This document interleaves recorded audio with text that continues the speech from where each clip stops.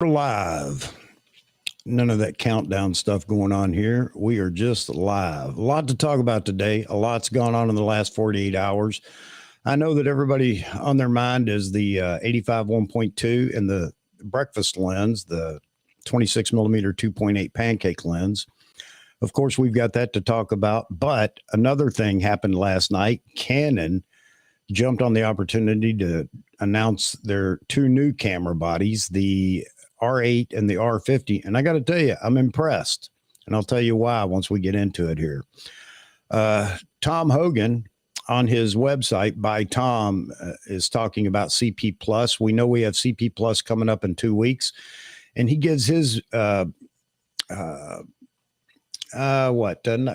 insight to what CP Plus is about and how it typically works and how announcements work at CP Plus and blah, blah, blah. And it looks like he's right on the money. It looks like all the big manufacturers have gone back to the past pre-COVID and are actually following that not stiff protocol, but following that protocol now. So it's going to be interesting to get into this subject today. So much to talk about. Yeah, it's crazy. Andre, thank you for the mention of the haircut. Yeah, I had to get my head shaved. I was tired of all that mop up there being in the way. Ray, good to see you in here. Roy Bigsby, and the conversation's already going on over in the chat going live. And yeah, there's some questions about the 85 1.2. We'll get into that in a minute. But good to see everybody in here. Jim, J-Rod Photo Art. All right. Yeah. Seeing two Chucks. Yep. One on the screen hiding Tom's website. And Mr. Z Wade Photo in here for his lunchtime break. Great. Hero shots. Hey, you finally got a notification. All right, man. Glad to hear that. Vahagan. Wow. It's great to see you in here, Vahagan. Man, been a while. I know you've been busy with other things, but great to see you in here and your insight into everything that's going on. How you doing, Flintlock? Hero, if the R8 didn't have that dinky battery, I'd buy it in a second. Yeah, it's an impressive camera. So we're going to talk about that too. This isn't all about Nikon. It's all combined right now. Everything that's going on, everything that's going to be happening over the next month from today is going to be, everything's tied together, the announcements and everything else. And of course we speculate all the time, but that's exactly what we're going to have to do is speculate on what we're going to see coming out of CP Plus. Hey, thanks, Brian. Good to see you too, man. Glad to see you in here.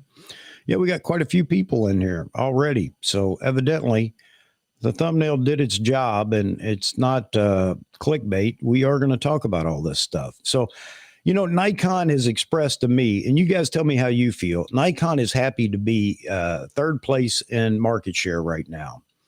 I don't know that I like that. It's not about saying my dog's bigger than your dog. It all ties to money, finances. And of course, your place in the market share determines how much money you have to develop and produce. And obviously Nikon's in a position right now where they can't keep up with production on anything. And I'm not just slamming Nikon. I mean, this is pretty much a fact. And you guys can tell me how you feel. I don't see Nikon moving up in market share anytime soon. And if they have any aspirations to be where they were in the DSLR days, when it was just the big two, Canon and Nikon, it's going to take 5 to 10 years for them to get to that position. I don't think Canon's competing with Nikon whatsoever. I think they're competing more with, for market share, that is, competing more with Sony for market share. And Canon's doing a fantastic job right now. I gotta give them credit.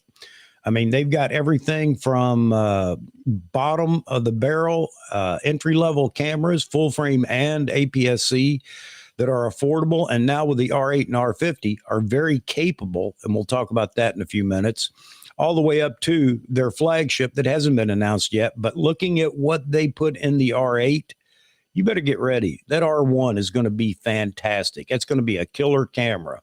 Considering the R8 has the AF, not similar, but pretty much the same that you find in the R3. I mean, that's incredible at $1,500. But let's start off with what Nikon's just done, the 85 1.2 and the 26 millimeter 2.8. All the videos that I saw about the announcement of the 1.2, the 85 1.2, if you read the comments, it seems more people were interested in the 26 2.8 than the 85 1.2. And I'm not sure I understand that. Is it because the 85 1.2 came out at a cost of $2,799 or $2,800, which is, man, that's a big gulp right there. As you guys know, I've been waiting for the 85 1.2.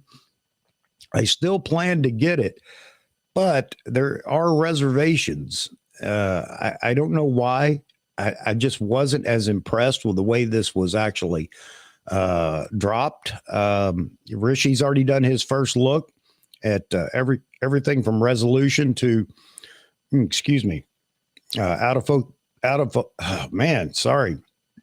breakfast this morning. Out of focus area rendering. And I like what I see, but why do I have reservations? Maybe you guys can talk about that too. Is it just the cost? Because I was prepared to pay a significant amount of money for it, but I didn't expect it to come in at $2,800. Is that it, or is there something else? And I've noticed in the chat, you guys have already been going over this. And give me a second after I get through this opening here, and I'm going to go back and we're going to look at the chat. We're going to bring it up. We're going to start talking about it. So CP Plus opens in 2 weeks. There is a there are leaks or indicators a week out from, shoot. Why do I try to do it myself? Why don't I just go to Tom and let Tom tell us? So this is by Tom, his website, and you guys can go to his website, bytom.com. But it's really interesting, announcement week. And he says, but why? I'm just going to skip down here. There's so many things that are in here. CP Plus, big consumer camera show in Japan, starts on February 23rd. And he goes into prior to the pandemic, what took place and blah, blah, blah. But he also talks about big news week prior to the show. That would be February 13th to 14th and 14th this year. And to stagger the lesser announcements into the prior week, which is this week, 7th through the 7th and 8th being the primary target dates. Now, he's made this statement before we got the 85 1.2 announcement and the Canon announcement of the two new bodies. So he's spot on.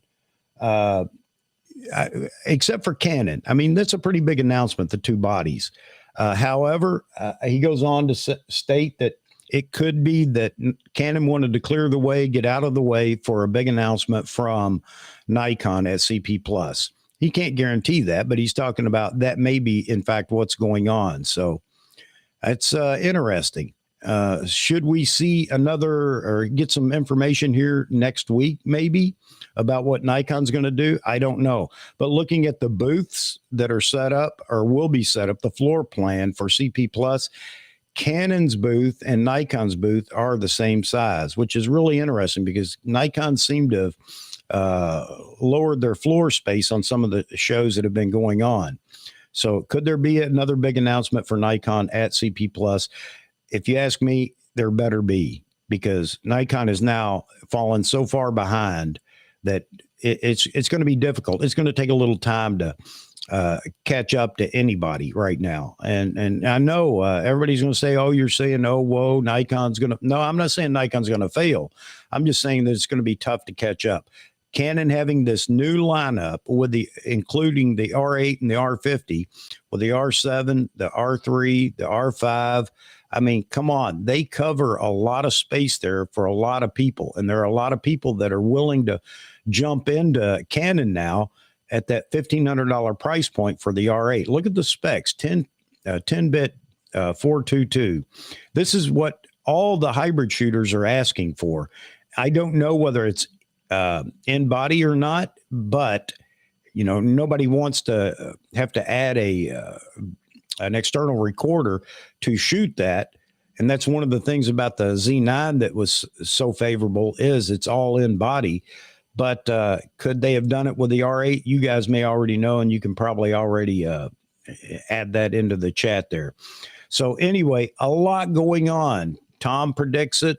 I guess I could do this. Maybe you guys can read it. I don't know. It might be a little tough to read, be a little small, but yeah, I can't magnify it any. So, all right. So let me go back and let me jump into the chat here real quick and see what's going on. I know I tried to mention everybody I could early on. Greg Wilson, good to see you. Ray Powell, how you doing, buddy? The 26 millimeter is way overpriced. Well, I don't know. I don't know what it should have been priced at. I would say that the 85 is a bit overpriced, but then again, it may turn out to be one of those lenses that's, a collector's item, in the end. You just got to have it. Still, that remains to be seen. I'm not interested at all in 26 millimeter. I know that a lot of people are.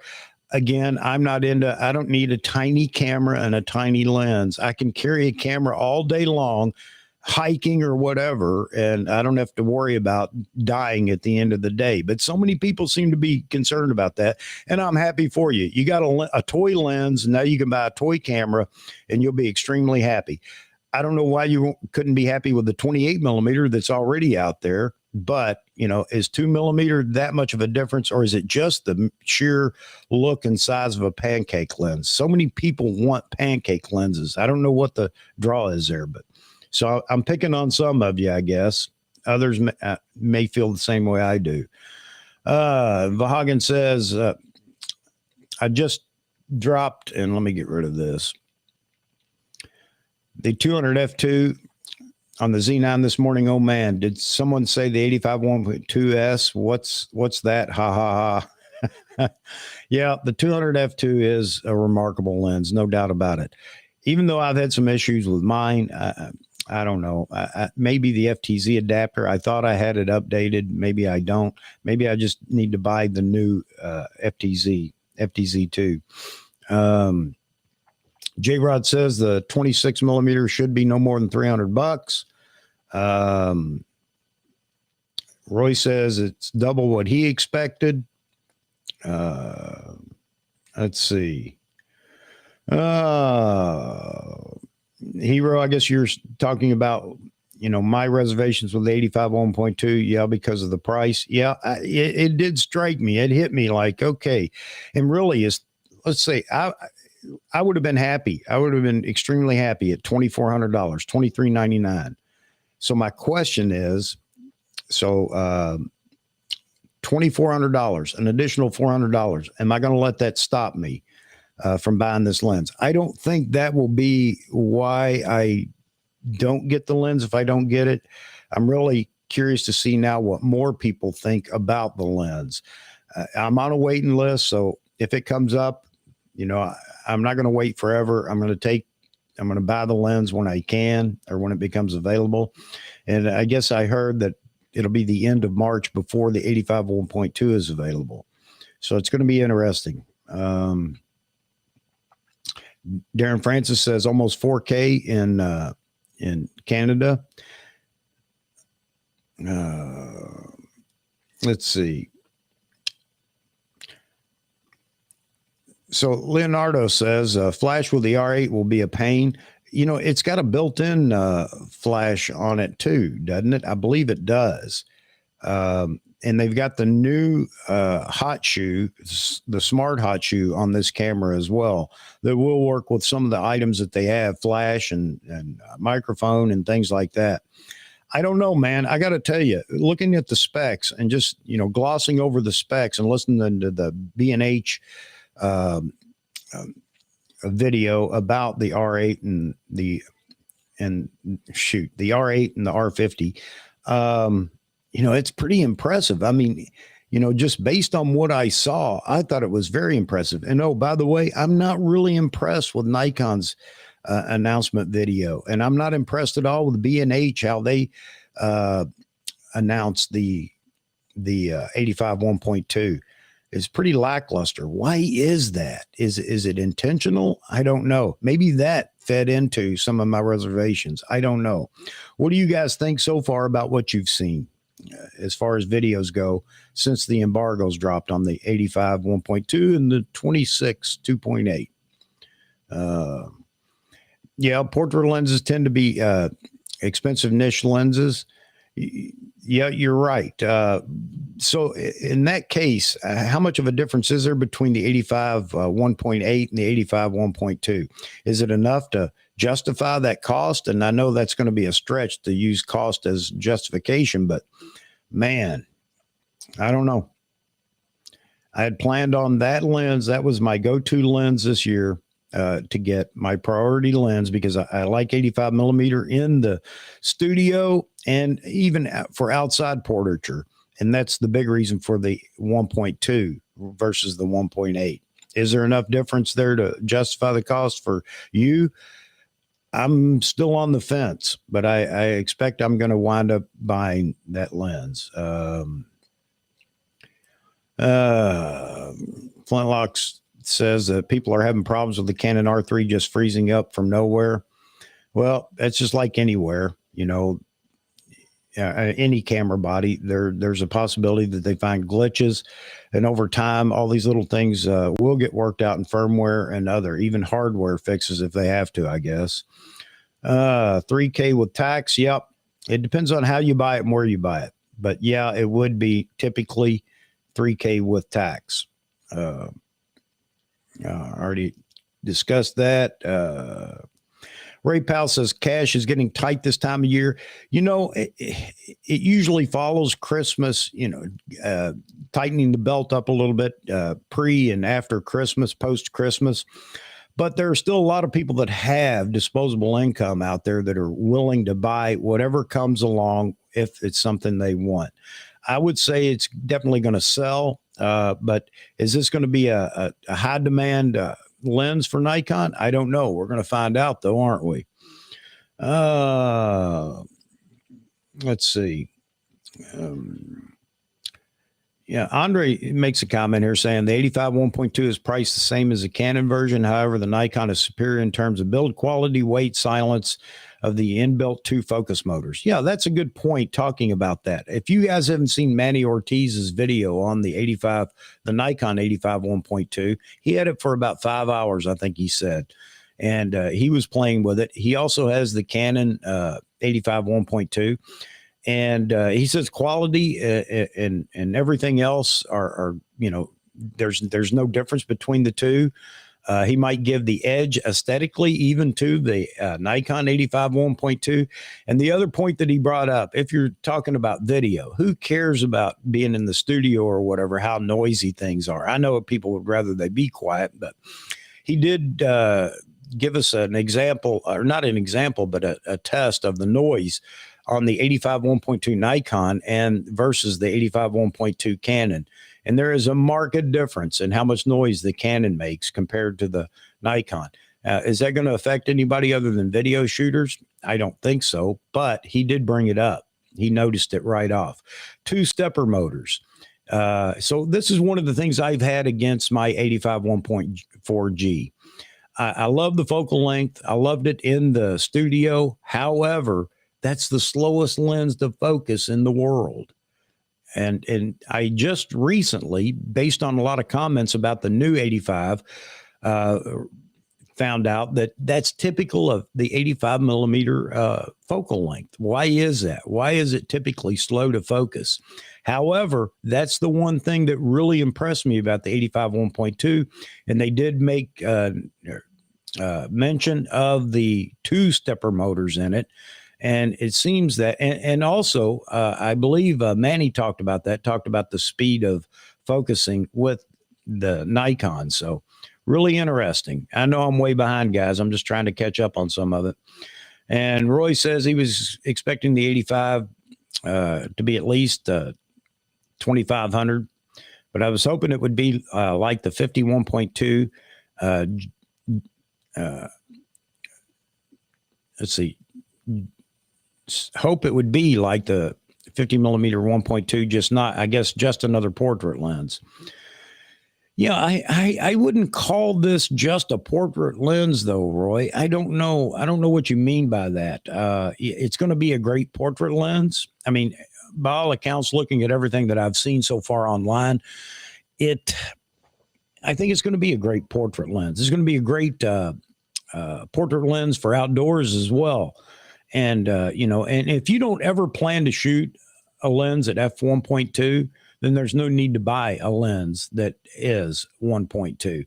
I plan to shoot it at 1.2 in a lot of different creative ways. That's the reason I've waited on it so long.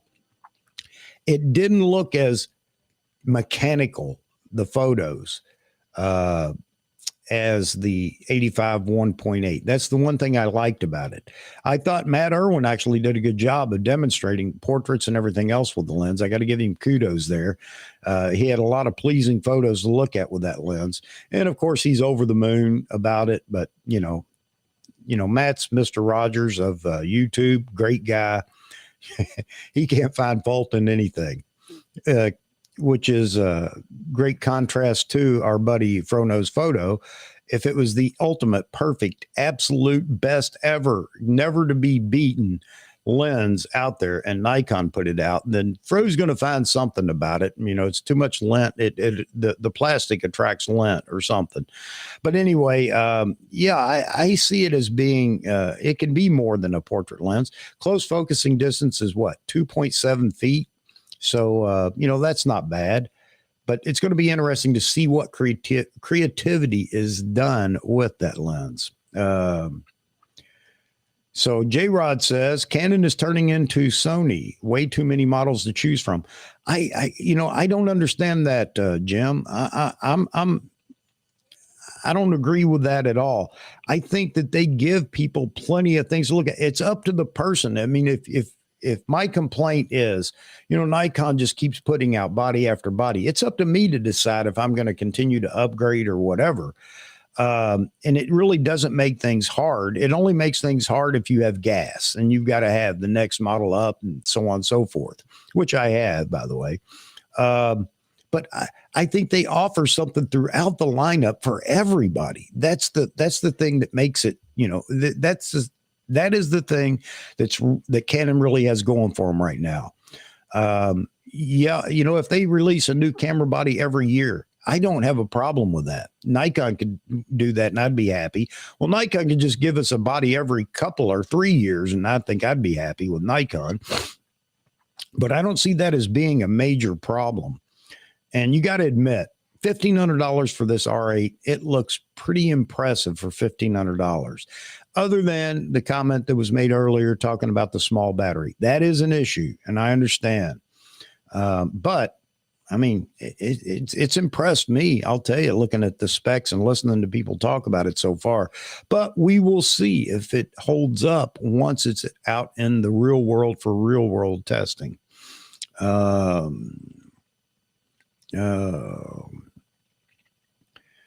Let's see. Hero says, all the talk about third-party block, that's all it was, just people talking.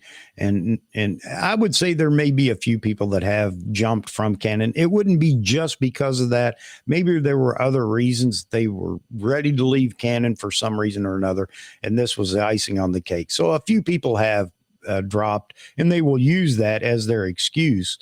But, you're right. It hasn't been a mass dropping Canon.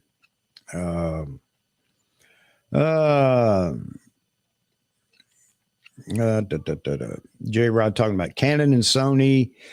Canon and Sony are just bigger at everything. Nikon will catch up. I disagree, Jim. And I say that because I don't think Nikon wants to catch up. I really believe that they have found their niche and they're happy in that third spot in market share.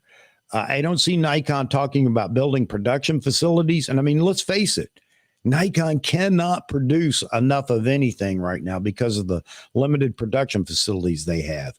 Could they catch up? Yes, 5 to 10 years from now, but you're not going to build a lens manufacturing plant in 12 months. That's not going to happen. So I think they're happy where they're at. And if they would just come out and say that, that would be fine. It really would. But they are slow rolling right now. No doubt about that. I mean, how much information have we received about anything Nikon's doing other than speculating? And you know what? Speculation is the only thing that's kept us alive with Nikon, because they haven't released any information, no leaks or anything else. The 85, the 2 to 600. How much have we heard about the 2 to 600? Could we expect it at CP Plus? Well, yeah, we can expect it, but it may not happen. And then we're going to be heartbroken. But right now, Nikon's not giving us anything. And again, I'm a Nikon shooter. Everybody knows that. I'm not leaving Nikon. I'm just going to complain about them only because I want to fix them. I'm just kidding.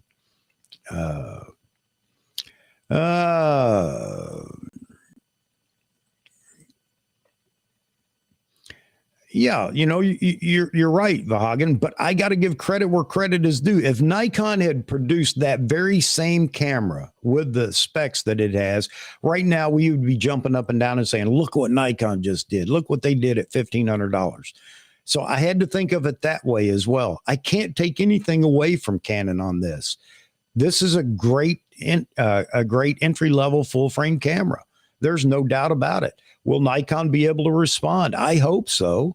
But what does Nikon have, or what's projected that will compete with that camera? And think about it. How many young people are going to be able to jump on a $1,500 camera? I know I'm not talking about all the accessories that go with it and everything else, but it's going to be very appealing to somebody that's just getting ready to jump into, leave the cell phone, and they mentioned that, leave the cell phone and jump into a camera, a hybrid camera that has so much capability in it. So, hey, I got to applaud Canon. I think they've done a great job, unless it gets in the hands of the consumer and it just fails miserably, meaning some kind of mechanical major issue, but I don't see that happening. Albert, good to see you, buddy. You've probably been in there for 10 minutes. I've been running my yap over here. Yeah. And again, this is where we're at with Nikon, just the lack of production capability. And Nikon can say all they want about how it's supply. I think that we finally figured it out. It's just the fact that Nikon doesn't have the production capability to keep up with even the things that they announce, which is a shame, because Nikon's, you know, is and could be even more so on the cutting edge of everything out there right now. Now we're going to have to wait and see, you know, is Nikon going to be able to produce the 85 and the 26 millimeter in any amount to satisfy customers? And my question is, what did they shut down to produce these new lenses?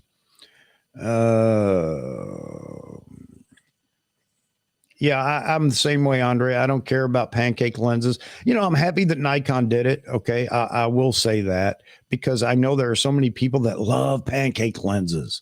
I don't get it, but you know, I'm happy for them.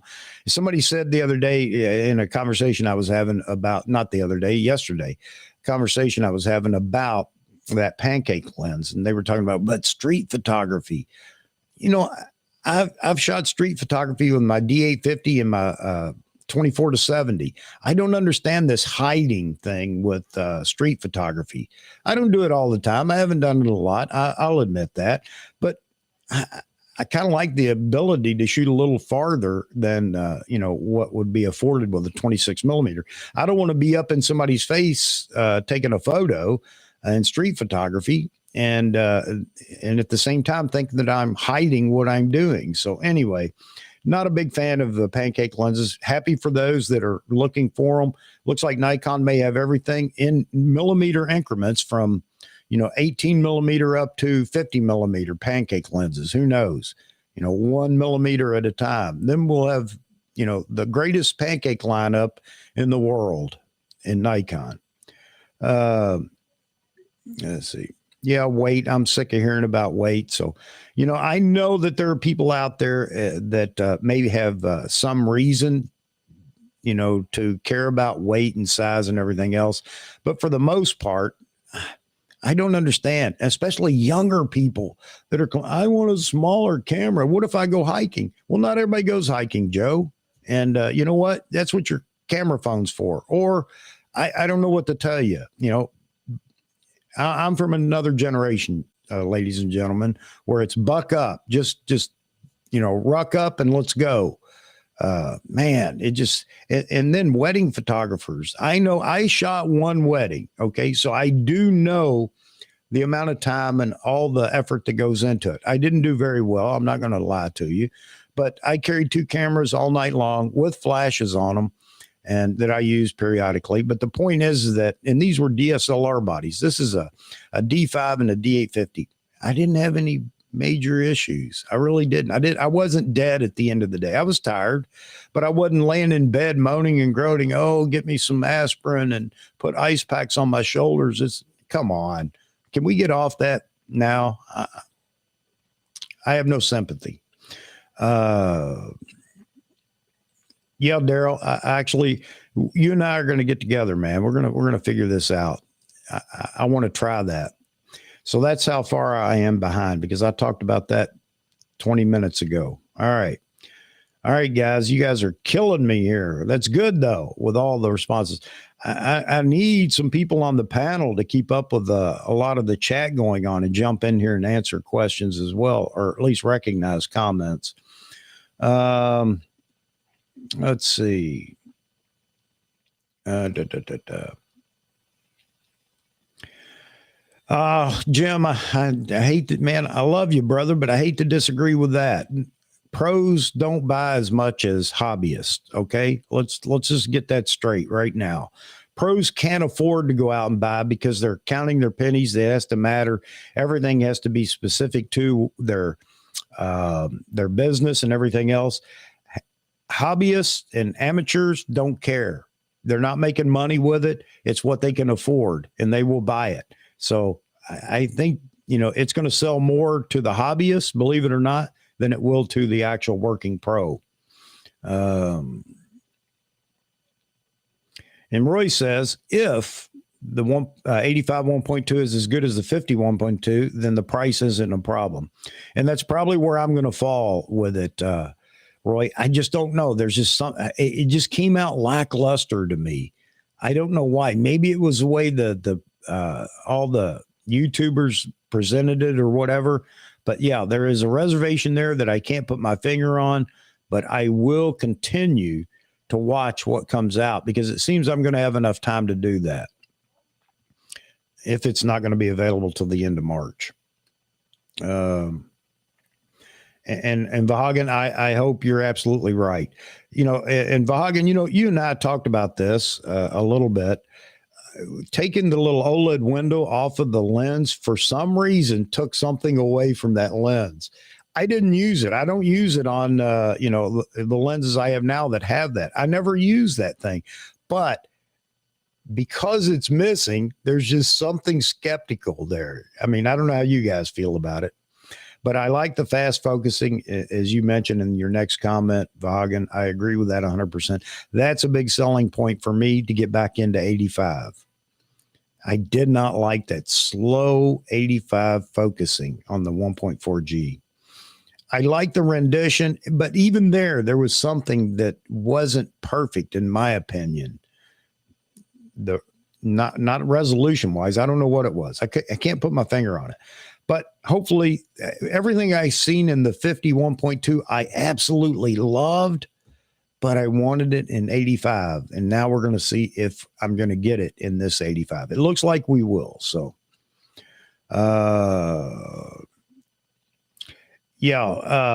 pixel peeping, Roy, and that was Rishi, and I agree, but it was left to you as you looked at the photos, and even he would say that he couldn't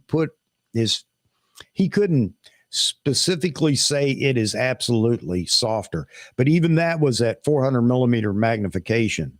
So I don't know, man. And again, I'm okay with that at 1.2, even if it is a bit. Well, it depends on what you mean by soft.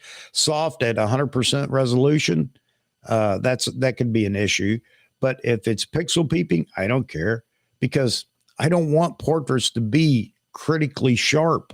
You know, it sounds crazy, but I like the more art look to a portrait. So anyway, I don't know. We'll have to wait and see some more reviews on that to see how it turns out.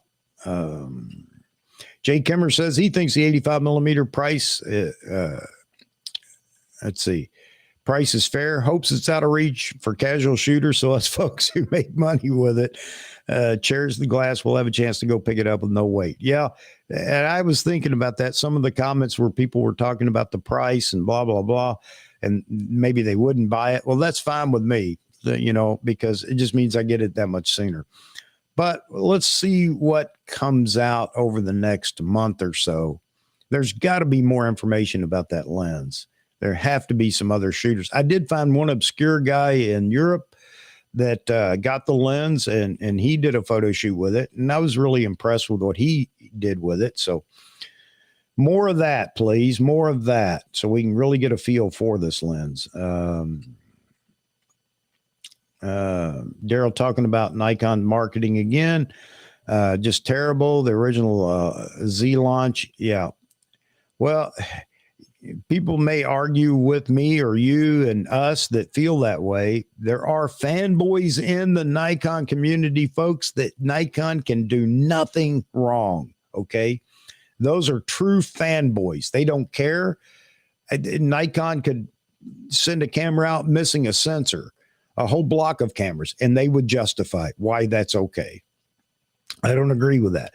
If I shot Canon or Sony, you can bet I would be just as critical about Canon or Sony if I was shooting that brand as I am about Nikon. So there you go.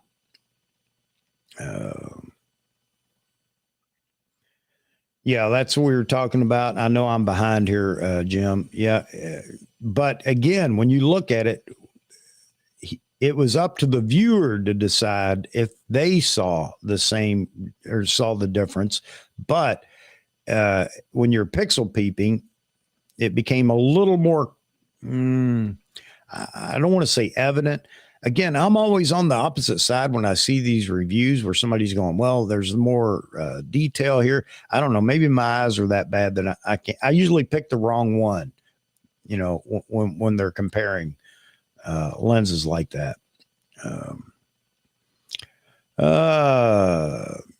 Yeah, pre-production. I don't know how much difference we see in pre-production because we always get that comment, you know, from the maker. It's a pre-production, so don't, you know, rely on just what you see here. But maybe there will be a significant difference. So who knows?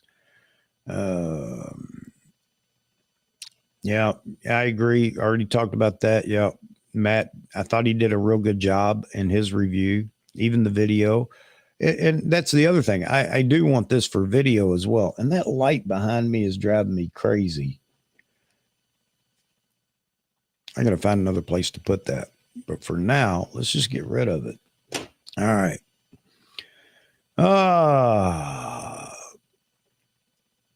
Let's see. Seth Miranda did a better job on Adorama with the 85 1.2. The guy on B&H mentioned this type of lens for the first time, their lack of energy in his presentation. I agree. I agree, Rakesh, 100%. I mentioned that earlier. I wasn't impressed with B&H's review of the 85 and the 26 2.8. But the guy that did the Canon R8 and R50 did a spectacular job. Why is that? Get that guy to go do the 85 1.2 review, please. But that's all on B&H. And Jay Kimmer talking about his R3's been a bit squirrely after the last update, and that could be it too. I mean, Nikon Z9, we had an update where, you know, I can't remember all the comments, but there was an issue a lot of people experienced, or they didn't experience a change or whatever. So yeah, that could be with, I guess, any brand.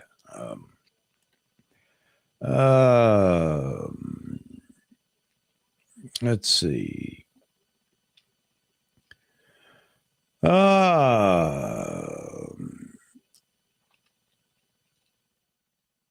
Yeah, I agree. Z Glass has been pretty phenomenal as far as resolution and everything else. and the fast glass has definitely been better than F mount versions. I can't, I use the 24-70 in the studio now, again, waiting for the 85, shooting at the long end most of the time with the 24-70, but every now and then I do some stuff that I just can't get a full body shot or whatever. So yeah, man. Sorry, got distracted here. You guys are keeping me on my toes. All right. Trying to catch up with a couple of things here, gentlemen and ladies, if you're here.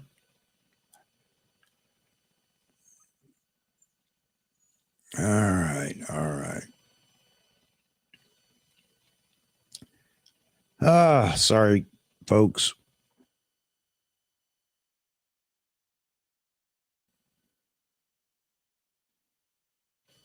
All right.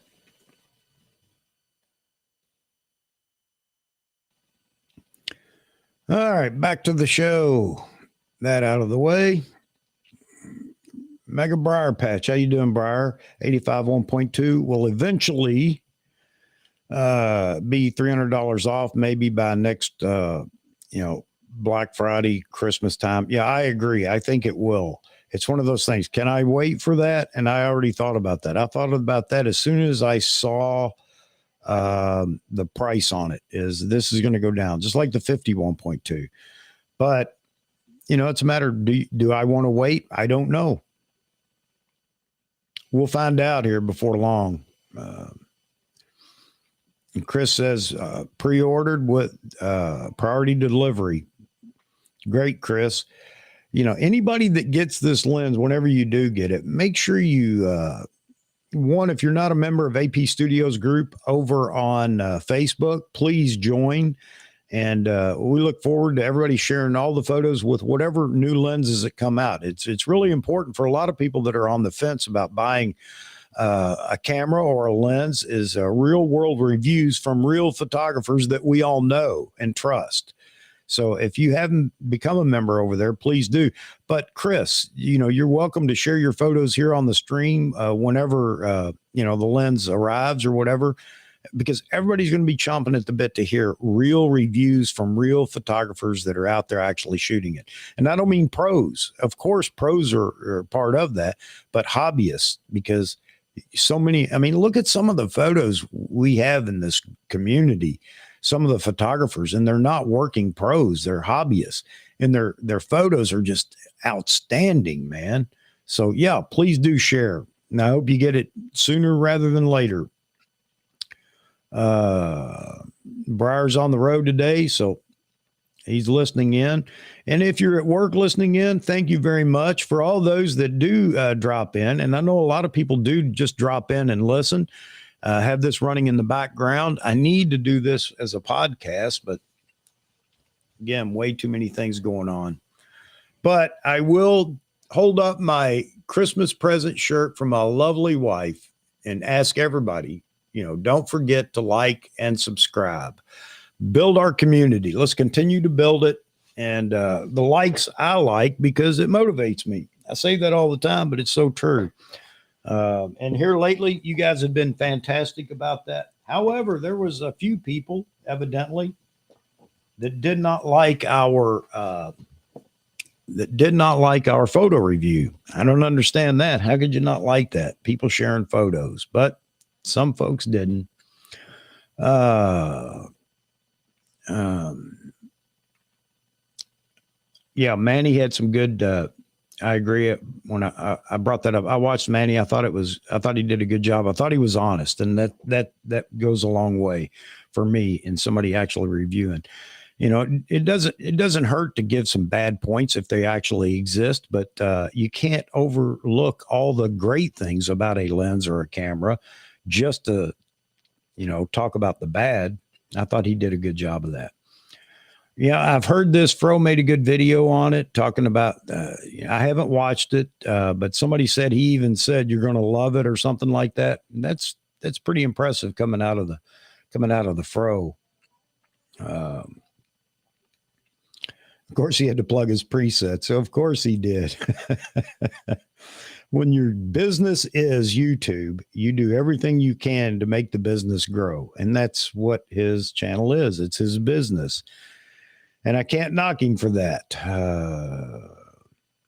And Jim says, I did not order either. I might get the 26 later when it's on sale.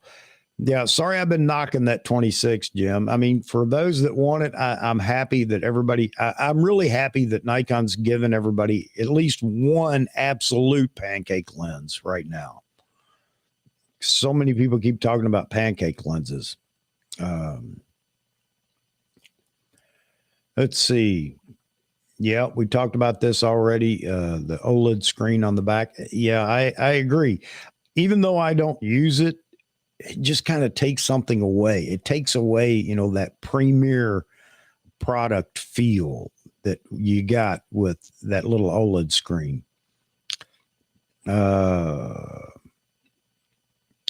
Bass Angler, where's the Z500? It's a long way from us getting it in our hands. I'll tell you that, Bass Angler. Again, Nikon's got some catching up to do. Nikon doesn't even have full frame cameras out. They have one. They have the Z9, which brings me to thinking out loud. I'm going to do another video here soon about the Z6 II and Z7 II. I hope you guys will check it out. I'll keep it a secret for right now. My thinking out loud on firmware. Let's see. Although, hey, Bass Angler, let me go back to that real quick. It would not surprise me for Nikon to announce one camera at CP Plus and it be a Pro Body APS-C camera. Why? Because I have no clue what Nikon's doing anymore. It's even hard to connect dots, and rational thinking about what they will do because they're not following rational protocol in anything that they're doing right now. Let's see. Thank you very much, Greg. Please hit the like button. I appreciate that. I'm trying to go through these, trying to get down here to closer to the bottom where you guys are right now. I know, again, I'm way behind.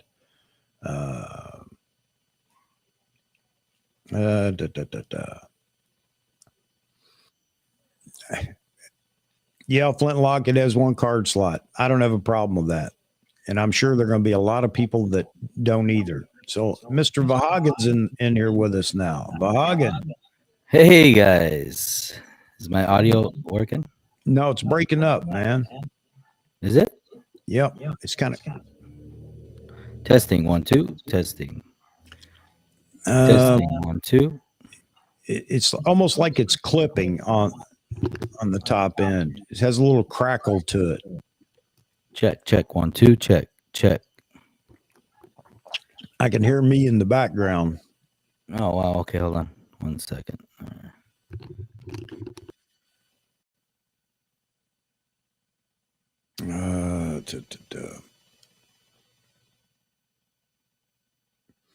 Touch Life says 85 1.2 is just an introductory price, just like Canon around the holidays. The price of the 85 1.2 will be about $300 less. I agree. I think that it will settle. I expect it will be about $2,500 long term.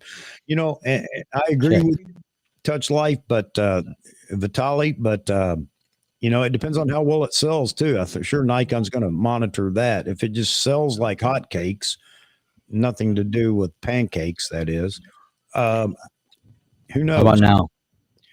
Yeah, it's still just a little. Check 1, 2.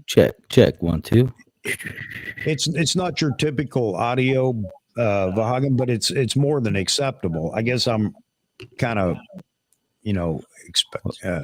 I know what your audio sounds like, so. Oh, wait. Let me.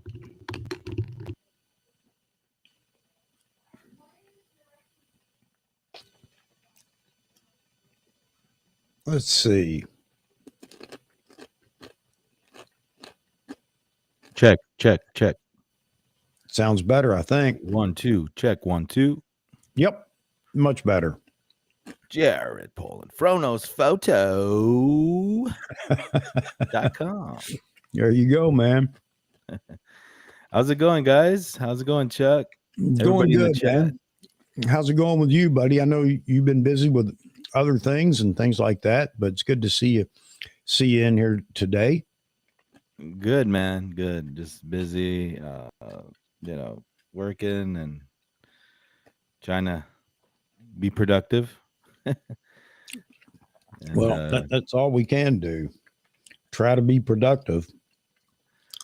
Yeah. So, no, it's good to be back on here, guys. Ready to rock it and roll it. That's for sure. Good, man. Good. I hope things have gone well for you. I know you were on your fitness thing as well. How's that going? Well, man, I just started this week. No, that's okay. You started. Yeah, rough start to a year. But I just started this week. I'm in it a couple days, and it's killing me. But we're gonna get it. We're gonna get over that hill, man. We're gonna get over that hill. We're gonna All do right, it, brother. All right, brother. Well, I'm sure everybody else feels like me. We're all cheering you on. So, there isn't anything we can do to help you other than to encourage you. Yeah, the first week is tough, man.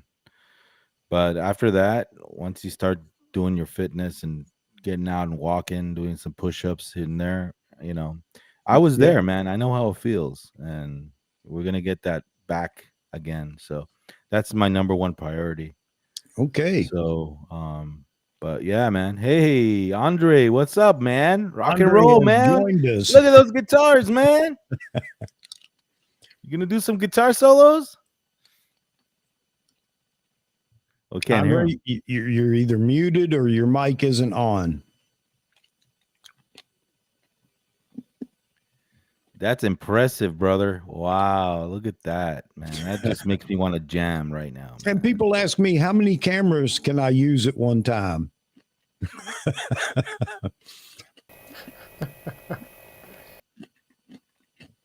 Hey, Andre, you got any ESPs?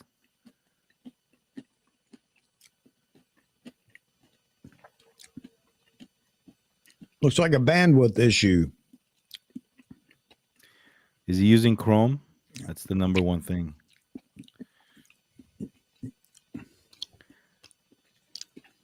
No audio yet. No audio yet. 6-string. I'm doing the keto, which is the best, man. Cut the sugar, no sodas. There you go. Go ahead, Andre. Nope. Go to settings, audio. Yeah, ask him. Hey, Andre, are you using Chrome? Chrome. How is Chrome, this? Okay. Can you hear me now? Yeah, we've got audio, but there's a little hum in the background. Yes. Sorry about this. Tap on your mic on your chest. Is that a mic? Yes, but for some reason I cannot get it connecting today. For some reason.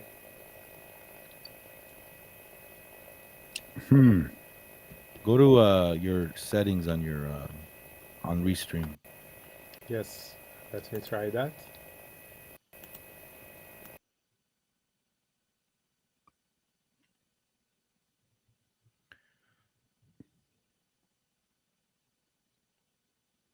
Wait, Andre, you play bass?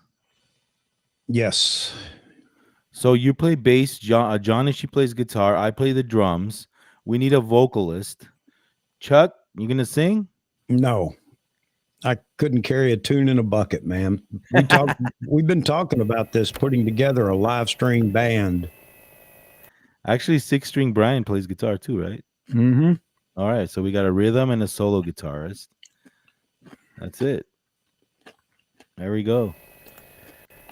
I'm using my laptop mic here. I don't for the time being, if that's okay. Yeah, that's okay. We can hear you, we understand you, and that's all that counts right now. Very good, very good. Vahagan, well done for your recent videos. I've been watching you for, I would say, over a year, so keep up the great content, buddy. Thank you, man. Thank you. Thank you so Yes. much, man. I appreciate it, Andre. Really do. So, the 85, very exciting. Who pre-ordered it? One person did. Chris had said that he pre-ordered. I have that. I'm on a waiting list for it rather than pre-order. I really like that about the shop that I use. But yeah, I'm still. I don't know what it is. Why am I hesitant? People, help me out here. Help me understand why I'm just not gung ho. You know, it's the cat's meow. Yeah. In Malta, in Europe, it's going to be priced around 2,900 euro, which is a good price, in line with the US, and Yeah. that's including tax, so it's good. But I'm going to hold back from my end. I think I'm going to go for the 50 one too. Why? Number one, it's the pricing is like around 600 euros less in Malta, and I have a Zeiss 85mm 1.4, which I'm happy with. So I think the 1.2 is more on my wish list at this stage. The 50. Okay. Hey, can we troubleshoot Andre's audio real quick? Well, Let's do this. Look. We've had this issue before. It's Go something. to settings. Go to settings. Go ahead. Mm-hmm. All right, and then It's click on not there. click on. Yes. There's a check mark saying like, cancel all the noise kind of thing. Okay, now talk. Okay. There you go. Like this, it's better. We got it. There you go. Vahagan saves the day. A little bit of troubleshooting, you know what I mean? Ready to rock. Because that Way to humming go. and hussing was like, was Sorry annoying. about that. So you're also a bit of an audio engineer, Vahagan. A little bit, yeah. Yes. So yeah, man, the 85-1.2. No, I mean, look, it is what it is. It's a great lens. I like to look at it as like the 50-1.2 versus the 1.8. It's the same thing, but it's 85 focal length. You're gonna have the same characteristics. I don't know if the 50-1.2 has. It doesn't, right, Chuck? It doesn't have the new technology as far as the SMT motors and all that. No, it does not. Okay. But I'm guessing it's moving a lot less. Where does all the weight come from in the 50 versus the 85? The 85 is so fat. I mean, big elements, or maybe it's just to accommodate those motors. And why is it that it seems 85 is so much different in focusing than the 50 millimeter, and 85s across the board? I don't know. But putting the two stepper motors in it definitely has sped up the autofocus in this new lens. And that is something that I'm happy to hear. No, definitely. It's Nikon's killing it with lenses. I think we really need the bodies now. We really need something with the X-Speed 7s in there, and something to do 10-bit. 10-bit is standard now. It shouldn't be any excuses anymore. I think that it's time, man. It is time now. Now I'm looking at what Canon's doing. I mean, look at what they're doing. Look what they're coming out with. I mean, they have cameras. Look at what Discover Nature says here. I currently have the Canon R5 and will now downgrade to the R8. What a beast of a camera it is for the price. Pre-burst is a game changer for me, plus higher frames per second, shutter speed, autofocus. There you go, man. I mean, how can anybody discount what Canon just dropped here? And if it holds up, that it meets all these specifications that have been promised, it's going to be a fantastic camera at that price. Well, good on you, Discover, and you need to come back and let us know how you feel about it once you get it in hand. Again, we'd much rather hear from folks here in a live chat than hear from so many of the YouTubers that are out there. No, I think you definitely nailed it when you said that, if this camera was a Nikon side, we'd be jumping for joy. Oh yeah. We would be like over the moon, and I think it is coming. We just have to just wait. I mean, it's not the Z8, it's not the Z6 III. So what is it, like a Z4? I don't know. That's a good question. You're right, but that's the problem. Is again, and if you guys, if you want to criticize me, that's fine. Please do, because I'll take all that, and it may reshape my thinking. But Nikon does not have a camera in the lineup other than the Z9, and again, go ahead, shoot at me. The Z6 II, the Z7 II do not count, because look at what's in this R8, and that's how far behind we are in the Nikon world. Now you tell me that you can include the Z6 II and the Z7 II in the current lineup with the technology that even Nikon has now. And Nikon has been slow rolling us. Again, the only thing I come back to is production. So you're right. You're right, Vahagan. But how long will it take to get caught up enough to actually go and look at these other cameras? You got people out there that want a ZF, a ZF, not C, but ZF, full frame body, no video, no whatever. Okay, great. I'm happy for you. And I think it'd be great if Nikon did that. I really do, but not right now. That's a niche product. I mean, I think the Z5 II would be an ideal candidate for that camera if they do come out with the Z5 Mark II. Yeah, but I agree with you 100%, but they have to go through a complete rebranding marketing plan if they do that.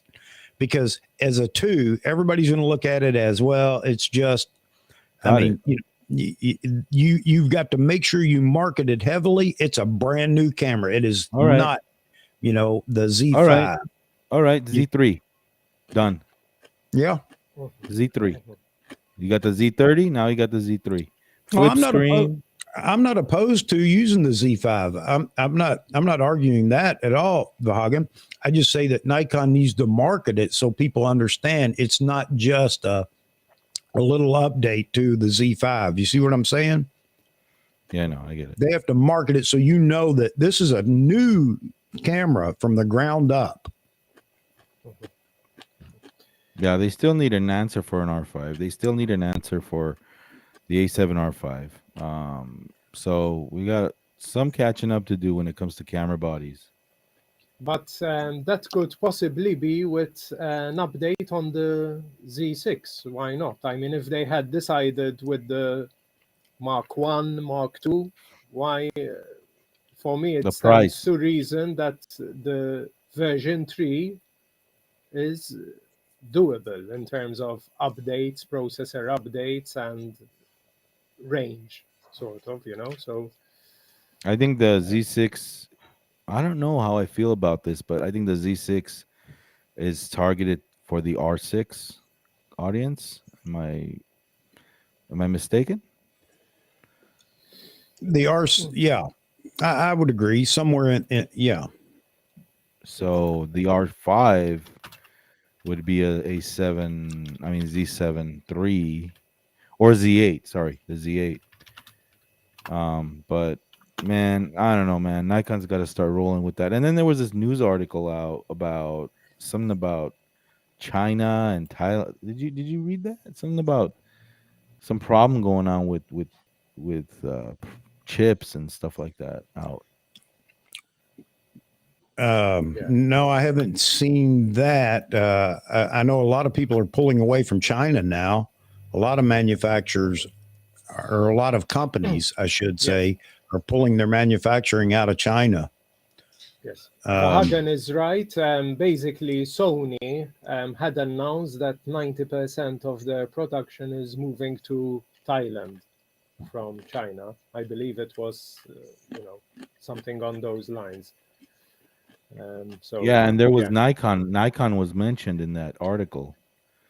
So Hey, by the way, can I just say something?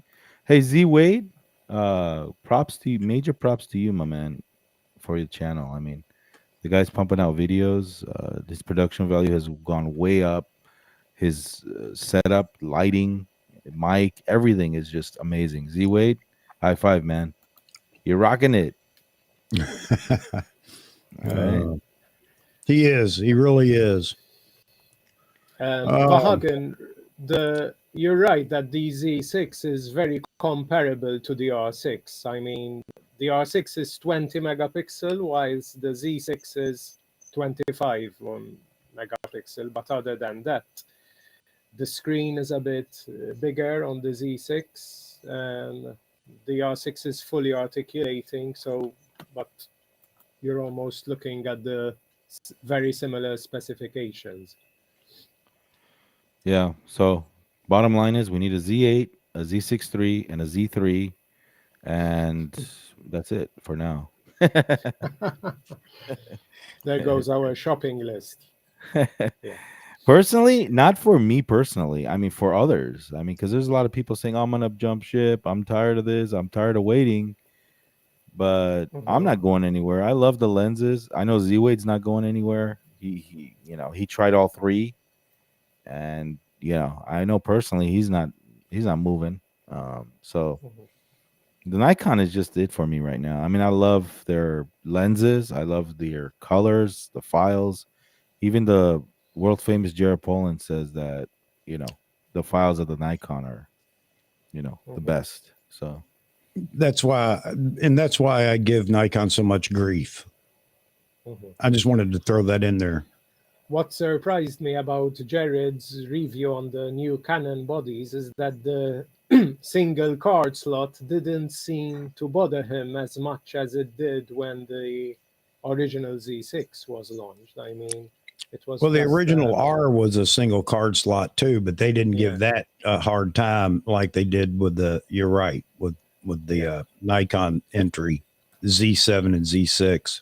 Yeah, I wonder if there's going to be uproar like there was, No, because I think it's an entry level camera and that's what it's seen as. And I think that you accept that, and that's how I would market it. Hey, this is an entry level camera. What do you want for $1,500? An R5? Hey, but it's still 1,500. It's not 800. It's 1,500. So, well, I know. Yeah. But at $2,500, you get an extra card slot. Man, I don't know, man, but they're rocking it. I think but see, it's only the pros and working pros that aggravate these people that are going to buy this camera. It's not meant for working pros. I mean, if they want to buy it, of course. My point is that all the working pros out there make such a big deal about you got to have backup and blah blah blah and yada yada yada. The regular Joe that's going to buy this camera or who it's aimed at doesn't care about all that stuff. Yeah. Well, I mean, look, Peter McKinnon just did a video on the R8. And I just wish somebody could give him a C9 to test out, man. I don't know. I think he's under contract with Canon. I'm not sure, but I just wished he could just try a Z9, man, because in his hands, the Nikon, I mean, it's just like a dream setup. But he made a video. Look, you can totally use that R8 for videography if you're doing weddings, and it has all the specs. Yeah, Digic X processor. You got an R. The focus. Let me ask you this: can you use a Z6 for wedding video? Could you use it? Well, then the R8 supersedes what the Z6 is doing. I mean, then of course that camera is going to be okay for wedding video or whatever. I mean, again, my point is, and I'm not going to be the fanboy that tries to find a reason to, complain about or to talk down what Canon has done here. Again, like I said, and people that want to do that, you just want to find a reason to beat Canon up over this R8. If Nikon dropped the same exact camera, would you be doing that? No, No, nobody would. Everybody'd be talking about, look what Nikon just did. $1,500. Entry level photographers are now going to have access to features that are only found in flagship bodies. And that's an accurate statement. Vahagan, You know? to answer your question, Peter McCannon is a Canon ambassador. Actually, it's so. Yeah, I don't he's think amazing. you'll see that Nikon Z9. But he Best uses thing. Leica. He uses Leica. I mean, I know it's different, but Anthony's in here with us. How you doing, Anthony? Good to see you, buddy. dude, hey, what's up? What's up, Anthony? Dude, I think McKinnon just killed it with that cabin video. Oh my god, I'm just speechless after that video. Jeez, guy's amazing, man. I have to see that actually. I didn't see it. My god, no music, no words, just footage and sound, man. Guy is just brilliant, man. See, Nikon needs someone like that. You know, Nikon needs a creative like that. Nikon needs a creative like Vanessa Joy. She's young, she's very outgoing, she's well spoken, she's a great wedding photographer. Do they have somebody like that? You know where all these people come from, Vahagan? They come from the ranks, us, just like us sitting here right now. What are we doing to actually put Nikon out there in the limelight? And I've said this quite a few times. Anybody that has anything that's, you know, really highlighting what Nikon cameras or lenses is doing, they need to make sure that they get that out in front of people. Canon has been, you know, a larger, not supporter, but has more presence on YouTube than Nikon does. And there are so many people that have come up through the ranks that were just somebody sharing. We got you. You're still here. Sharing what they're producing with their Canon cameras, and we don't have near as many people that are doing that. I mean, we try to do it. You do it all the time, Vahagan. You bring up all these new YouTubers and things like myself, and promote them so that they get some visibility and people can see that there's more voice out here for Nikon than what people notice. And Nikon needs to do that. I mean, Nikon, go ahead. I do this all the time out when I'm shooting weddings. You know, I have a second photographer. We work together sometimes. She's a female. She's you know, attractive. She knows what she's doing. She shoots really good. She's well spoken, and she uses Sony. And I was like, you know, try this out. You know, here's my Z9. Take a few shots. And she was blown away. I'm like, hey, nothing against Sony, but how does this camera feel in your hand? You know, that Sony seemed like a toy compared to the Z9. And she was like, wow, look at this sharpness. Look at this. Look at that. And yes, the OLED display was impressive to her. Yeah. She loved that. She's like, wow, this lens does this. How cool. You know, she's trendy. She's a millennial. She was impressed. She was like, this is cool. You know? Yeah. And something like illuminated buttons on the Z9. Yes, sorry. You know, the illuminated buttons on the Z9 on a dark reception hall. I mean, those touches like that, it never gets talked about. But like, it's just like a concert, dark. You know, you illuminate the buttons, and it's great. It makes all the difference. Yes. Yeah. Nick, Vahagan, what I wanted to comment is in relation to ambassadors. Nikon has appointed recently as a European ambassador Morten Hilmer. I'm sure you're familiar with his YouTube channel. I think he is up there in terms of production quality, talent, and, you know, so I think they are keeping an eye as to who to choose in terms of, you know, filtering the right ambassadors for the brand. And I think Morten Hilmer is an excellent choice, in my opinion. I'm Yeah, talking he from is. the European side. Yeah. He is, and he is an ambassador. But there's just so much he can do. He's the wildlife crowd. We're talking about, all of us. Most of us are not bird and wildlife photographers. The Yes. majority of the sales come from what? Event, studio, every day to day kind of photography. I think Nikon is too. I think Nikon is really looking at, okay, the image, like, okay, it needs to be like well spoken, clean cut. No, that doesn't sell. We need somebody that's just normal, says it like it is, kind of guy. Mhm. So that's what they're missing. Marketing, yeah, marketing. I have a bone to pick with marketing. And Fell, absolutely correct, man. Fell hit it out of the park.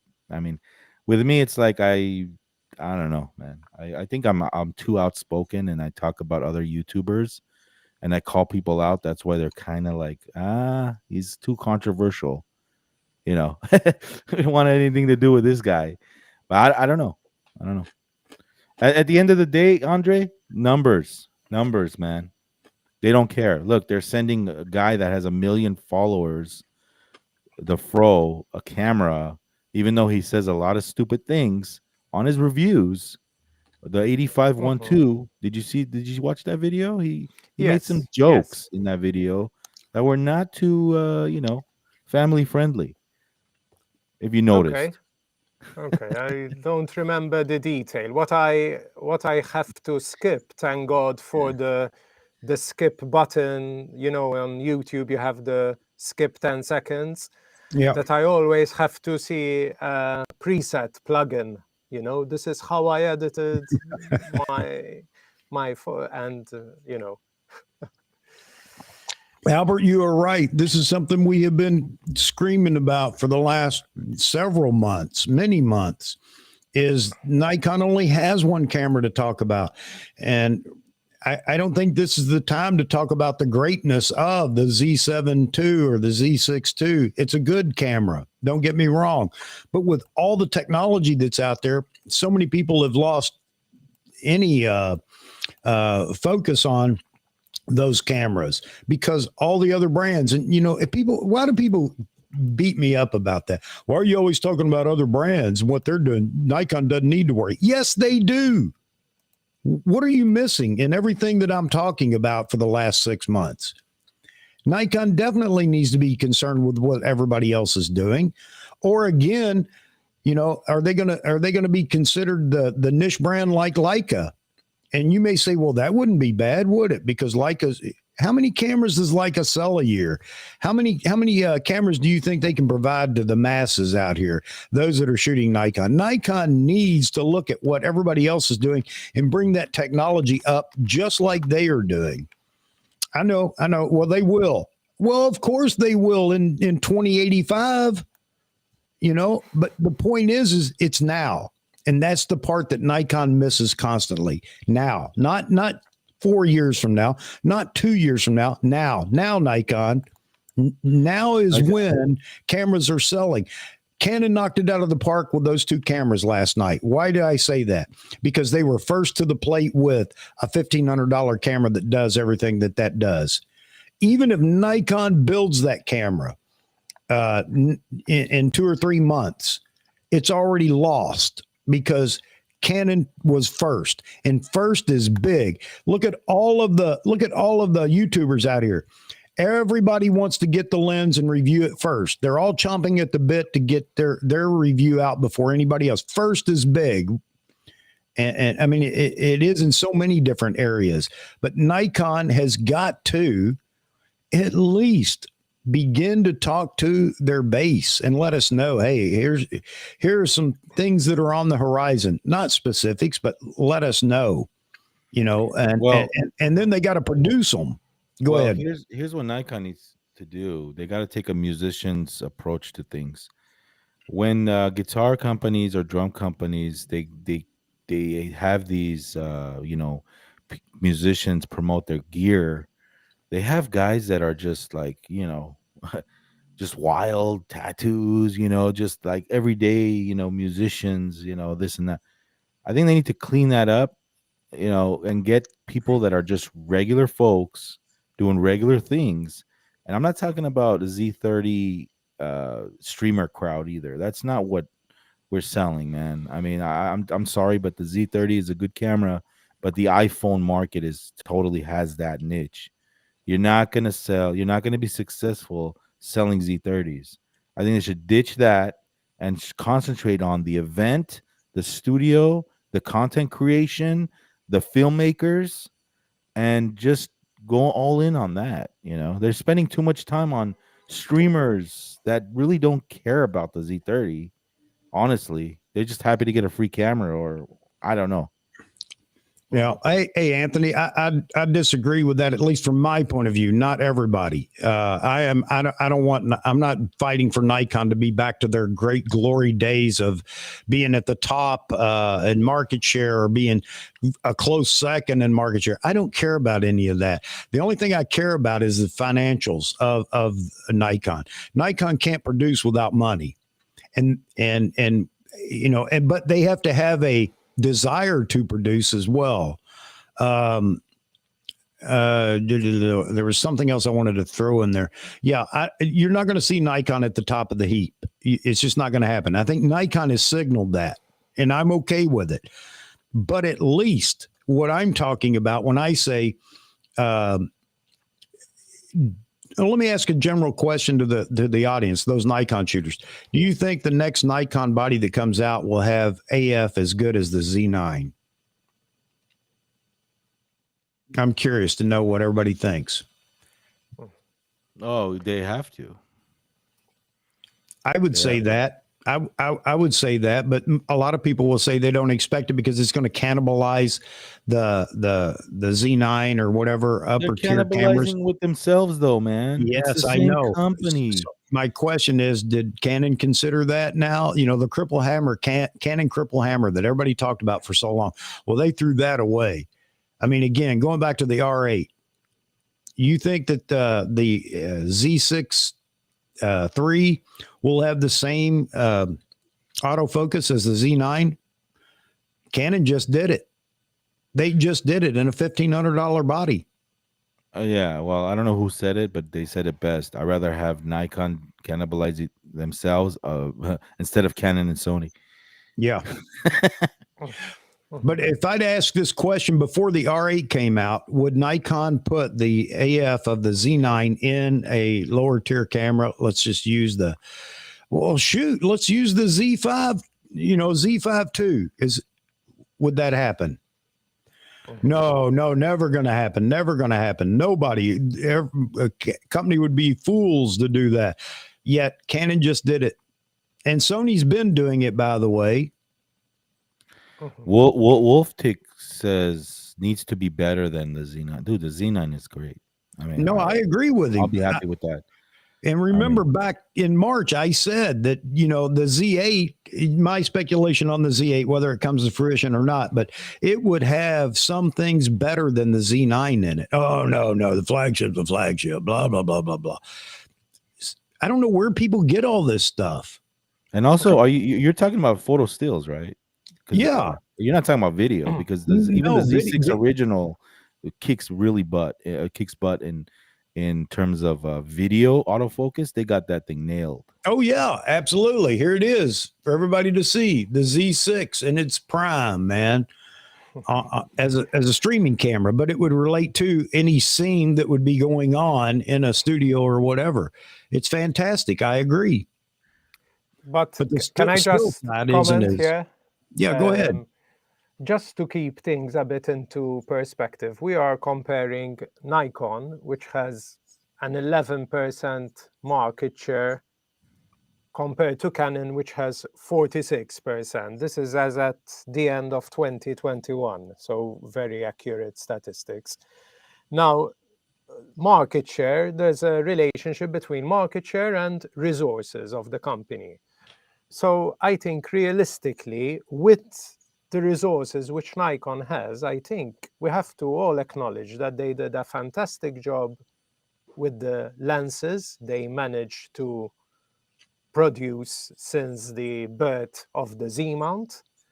And I also think that we're in agreement that this year another body will be announced, which I agree with you all that the Z9 autofocus technology and intelligence has to be part of this new model. But I think that it's unrealistic of us to expect Nikon, with the size and the resources they have, that they can just launch, 2, 3, 4 bodies in a year, same as what Sony is doing, which has, by the way, it has 3 times the market share of Nikon. It's 27%, But so almost 3 I times. think I'm gonna. I And think I'm Canon. gonna take your advice here, and I'm gonna start telling people that don't invest in Nikon if you want this continuous flow of products. Mhm. But I mean, I mean, how why? negative is that to say? But it's true, isn't it? It's absolutely true. Do not invest in Nikon ecosystem if you expect to get anything timely. What you get will be phenomenal, Mhm. but you're But not going to get it in a timely manner. Chuck, but you know what? I know a lot of Europeans who are very happy with the C6, which they purchased 3 years ago, as a result of the ongoing firmware updates which they received. So for them, they say, you know what? Nikon is a great brand because I'm still very happy with, same as you are. You are using it for your streaming. So I tend to disagree that for someone to tie up to a brand emotionally, there has to be a pattern of ongoing new models coming out. no. I don't think that's what I'm saying is that look, there's room for 1 or 2 cameras this year for sure. I mean, for sure. If they don't, then we're in Agree. trouble. However, uh, see, back to the Z30 thing. Wolf Tick Videos said, well, Canon and Sony sell a lot of those Z30 type cameras in the comments. They do. You're right, but they also have cinema. They also have the R5. They also have an A7 R5. They also have their lineup pretty much complete. So yeah, well, I think bottom line is that we need a mid price point camera that rocks. An R6 as a type camera that rocks. $2,500 that does everything with the new processor. And I yeah, agree. I 10-bit agree. video, that's it. We need that camera. Z8, Mhm. sure, for the R5, competitor. Let's focus on that and we're good to go, man. Really. Mhm. And then one more Yeah. thing I want to add. Every single person that does not know about Nikon that I let them check out my gear, they are so amazed at, wow, this is great. Nikon? You use Nikon? I mean, I've heard so many comments, oh, Nikon is still making stuff. I'm like, what are you talking about, man? Wake up. Look, use it. This is you're using a Sony. Look at the difference, Nothing wrong with Sony, but I mean, I don't know. Hey, That's my Anthony. that's my 2 cents, man. Hey, Anthony. In response to your comment, no, that camera was not aimed at anybody but entry level people. It has some very pro capability in it, no doubt about it.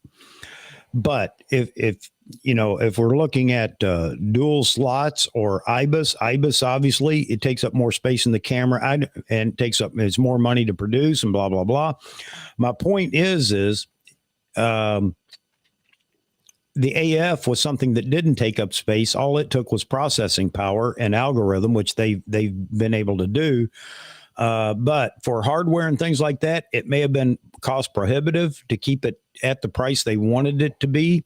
And I think it's an outstanding camera in that price point. Absolutely. You're already getting some features that you shouldn't expect at $1,500 camera to be. Hey, what do you guys think of this comment right here? Canon is eating Sony's lunch right now. I You think agree? they're right. Okay. I think they're right. I think Canon's aimed at Sony for absolute number one market share. And guys, we're not talking about market share because you can just, of course, all the fanboys in whatever system want to jump up and down and say, look, my camera is number one in market. The company's looking at money. Mm-hmm. To be number one is more money. Yeah, man. Wolf Tick, I think Yes. you're, I have to agree with you on this latest comment you just posted. You know, when you approach a booth at these conventions, Sony and Canon, they have these new younger people and behind the counters and really wanting to listen to you and hear what you have to say. But when you go up to Nikon's booth, it's like, they're stubborn. They're stuck in their ways sometimes. They're seeing it. I'm talking about USA. I don't know about Australia or Europe, but USA, we need some major adjustments over there, man.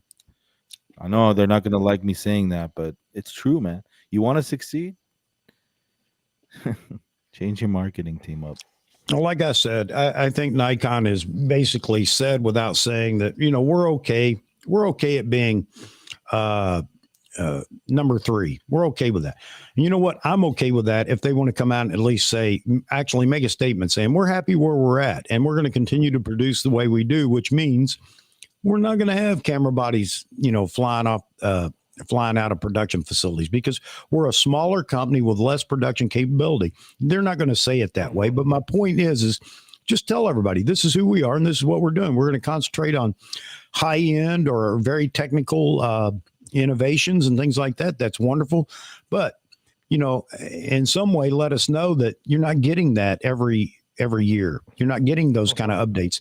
And oh, by the way, when we announce these technological cameras or lenses or whatever, it's going to take a while to get them. I mean, we already know that. Why don't they just come out and tell us?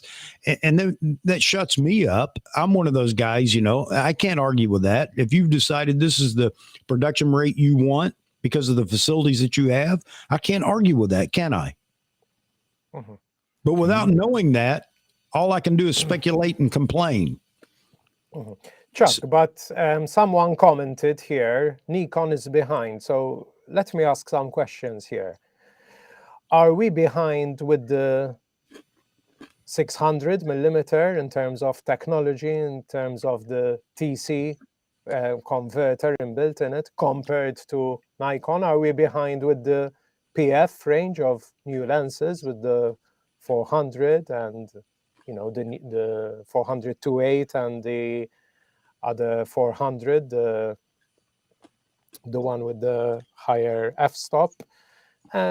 I don't think we're that behind. We're focusing on bodies and we're not looking at the overall system. I can answer that real easily. It goes right along with what I was saying, Andre. Nikon is not behind in technology. Not at all. Not at all. As a matter of fact, some people may argue and say they're a little bit ahead. But where's it at? The 85 1.2. Where's it at? Where's it at, though? If it doesn't get to the hands of the consumer, it's worthless. Yeah, the guys that watch Peter McKinnon, younger influencers and content creators, they don't care about a 400 and 600. They're not going to buy those lenses. Nikon's got it down pat when it comes to lenses. I think Nikon lenses are just something special. The images, the way, even Manny Ortiz said it in his video, he likes the way the lenses look, and that's important to him. The cosmetics, I think Nikon has one of the best looking lenses as well. Not that that's important, but I mean, yeah. So that younger audience that buys a lot of these cameras. I just sold my Z50, by the way, guys, to a young lady yesterday. She came and she bought it. I asked her, what are you shooting? She goes, oh, my dogs and, my pets. She bought my Z50 with the kit lens. And I was happy to see that she went for a Nikon APS-C Z50. And people like that every day, not necessarily pros, you know what I mean? Yeah. again, though, I'll just reiterate: Nikon tech doesn't matter if you can't get it in the hands of the consumer. It does not matter. Nobody cares about how great something is if they can't have it, can't use it. It's not applied to what they're using. So I think that is where Nikon is. Again, I go back to production. It's not just marketing. Marketing would follow more production, but I really believe that that's where we're at with Nikon is their production. They just can't produce. And Anthony, and I'm not trying to highlight the R8 as something that's pushed Canon now over the top. I'm just saying, in conjunction with everything else that they have right now, they have a full lineup of cameras that will entertain anybody in whatever genre, whatever age group, whatever financial group you fall in. They now have a robust lineup. Yes, Sony does too, but Sony's been absent in the marketing of late. And there are, even in the Sony camp, people talking about what's going on with Sony. They're not as vocal. We're not seeing, even though we just got, 2 cameras over the last, 2 years, or 3 or 4 cameras actually. But I think Nikon's going after that. And they want to be the big guy on the block. Not to push anybody around. The point is, again, money. Guys, this is about money. As much as they say they love you, their consumer, they only love the fact that you're buying their products. That's it. It's not about beating their chest and, they're not getting an award. Hey, whoever's at the top of the list at the end of the year gets a big gold belt buckle. No. It's about money. So, yeah, man. And the R8 just helped Canon out in that filling out that lineup. Nikon has nothing close to it right now. Chuck, yeah. I don't know if, because I follow these as an investor, I also follow, besides the product launches, etc. Nikon have this investor website where you see their public announcements. And in September of last year, they had announced that they invested in a hybrid manufacturing technologies global company. So basically, this is a company which will enhance the production line of the company. But obviously, the return on investment on something like that is not a 2-month, thing. So I believe that even from a shareholder point of view, they are taking the necessary steps to address these sort of complaints or concerns which we all have. I don't think that it's fair that someone says Nikon are not, don't listen to us, or if we take the patience to read the announcements and believe that the investments they are making are really and truly helping out the production, I think that then 2023 we'll start seeing, it's like us, like you, Chuck, you invest in your channel. We'd like to see the subscribers go up like this to, at least we reach the 1,000, or you reach the 1,000. Yeah. But it takes time, and so that's the reality. I mean, things take time, but at least Nikon are addressing these production issues. So I think if we're all a bit more patient, we'll see this return on investment in every aspect. At least that's how I see it. Yeah, well, hey, Andre brings up a point there with the subscribers. Hey, there's 60 plus people watching here right now. If you're not subscribed yet to AP Studios, guys, just hit that subscribe button. Do Chuck a favor. Come on, hit it. I'd appreciate that. But I know I'm very controversial, though, so a lot of people disagree with me. But smash it. I should never be called a fanboy for any brand. That's for certain. Can we get Chuck over 1,000 already, guys? Share it. Share this video on your social media. Share it on your Facebook so people will know this is going on. We want new people to come in, in and out. So share it on Facebook, on your forums. I appreciate that, Vaughan. I appreciate anybody that will subscribe. It is a big community. There's more to it than just me up here pontificating, by the way. And again, you're welcome to be on the panel in here live with us, chatting just like Andre and Vahagan right now. You can do that here on this channel. You can call in. I have a call line, which I haven't put the phone number up since we got going here, but I will in a minute for those that like to call in and express their opinion or just make a statement. And of course, in the chat, we continually monitor the chat, meaning you guys are part of the show. And we want to pull your comments and your opinions up here. And whether we agree or not, especially for me, it doesn't matter. At the end of the day, I'm still your friend. I'll still be your friend. I'm not going to badmouth you. We just may not agree on every subject that we talk about. But again, hey Chuck, Tony is asking if he could call in to discuss. Yeah, absolutely, Tony. But you know what? Give me just a minute. I got to run the little boys' room. If you've been around here anytime at all, you know that is part of my stream. I'm sorry, I'm old and I drink a lot of coffee. I'll be right back. Andre, you and Vog, and you all carry it on, man. Give me just a few minutes to run the little boys' room. Hey, sure, yeah. Sure. Yeah, hey, can I ask you a question? Yeah, go for it. Go ahead. In terms of performance, the 51.2, because I know you tried it, you did some great comparison videos, but from the focusing sound, which is something which many artists made reference to in his video as to how silent the 85 1.2 is.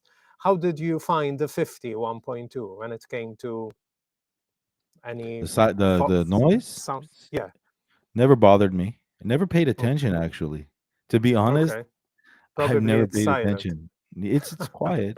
I mean, but just never really paid attention to that. Maybe I should. I think it's quiet. Yeah, I think it's pretty quiet. But hey, question: have you heard of that 6-year-old bass player? She's amazing on YouTube right now. She's killing it. Yes, I think it came on my feed. Emily or something like that. She's 6 years old, man. Yeah, like she's the bass is twice her size. Yeah, she's playing Rush and all that. Yes, you like Geddy Lee? Amazing. Yes, I do. He's my favorite, man. I'm more into fusion and funk and jazz style rather than rock, but yes, I love Geddy Lee. Who else? I like a lot of bass players are just the backbone of music, man. I love it. Who is that other bass player that's famous? That's very, very famous. What style of music are you talking about? I forgot. It's like rock and you like John Mayer from Dream Theater? Yes, but again, I'm more like the Marcus Miller style. Okay. More funk and laid back. We're talking music on a photo channel. Hey, Chuck, you're gonna kill us right now. No, but hey, but seriously, like, hey, what's good, Mr. Wolf? What's good, guys? Checking in. Cal Jackson, what's up, man? I know all these guys. Tony Day, Anthony, Fel's a long time viewer of my channel. Long time. I think since day one. Ray Powell, what's up, man? Tony Day.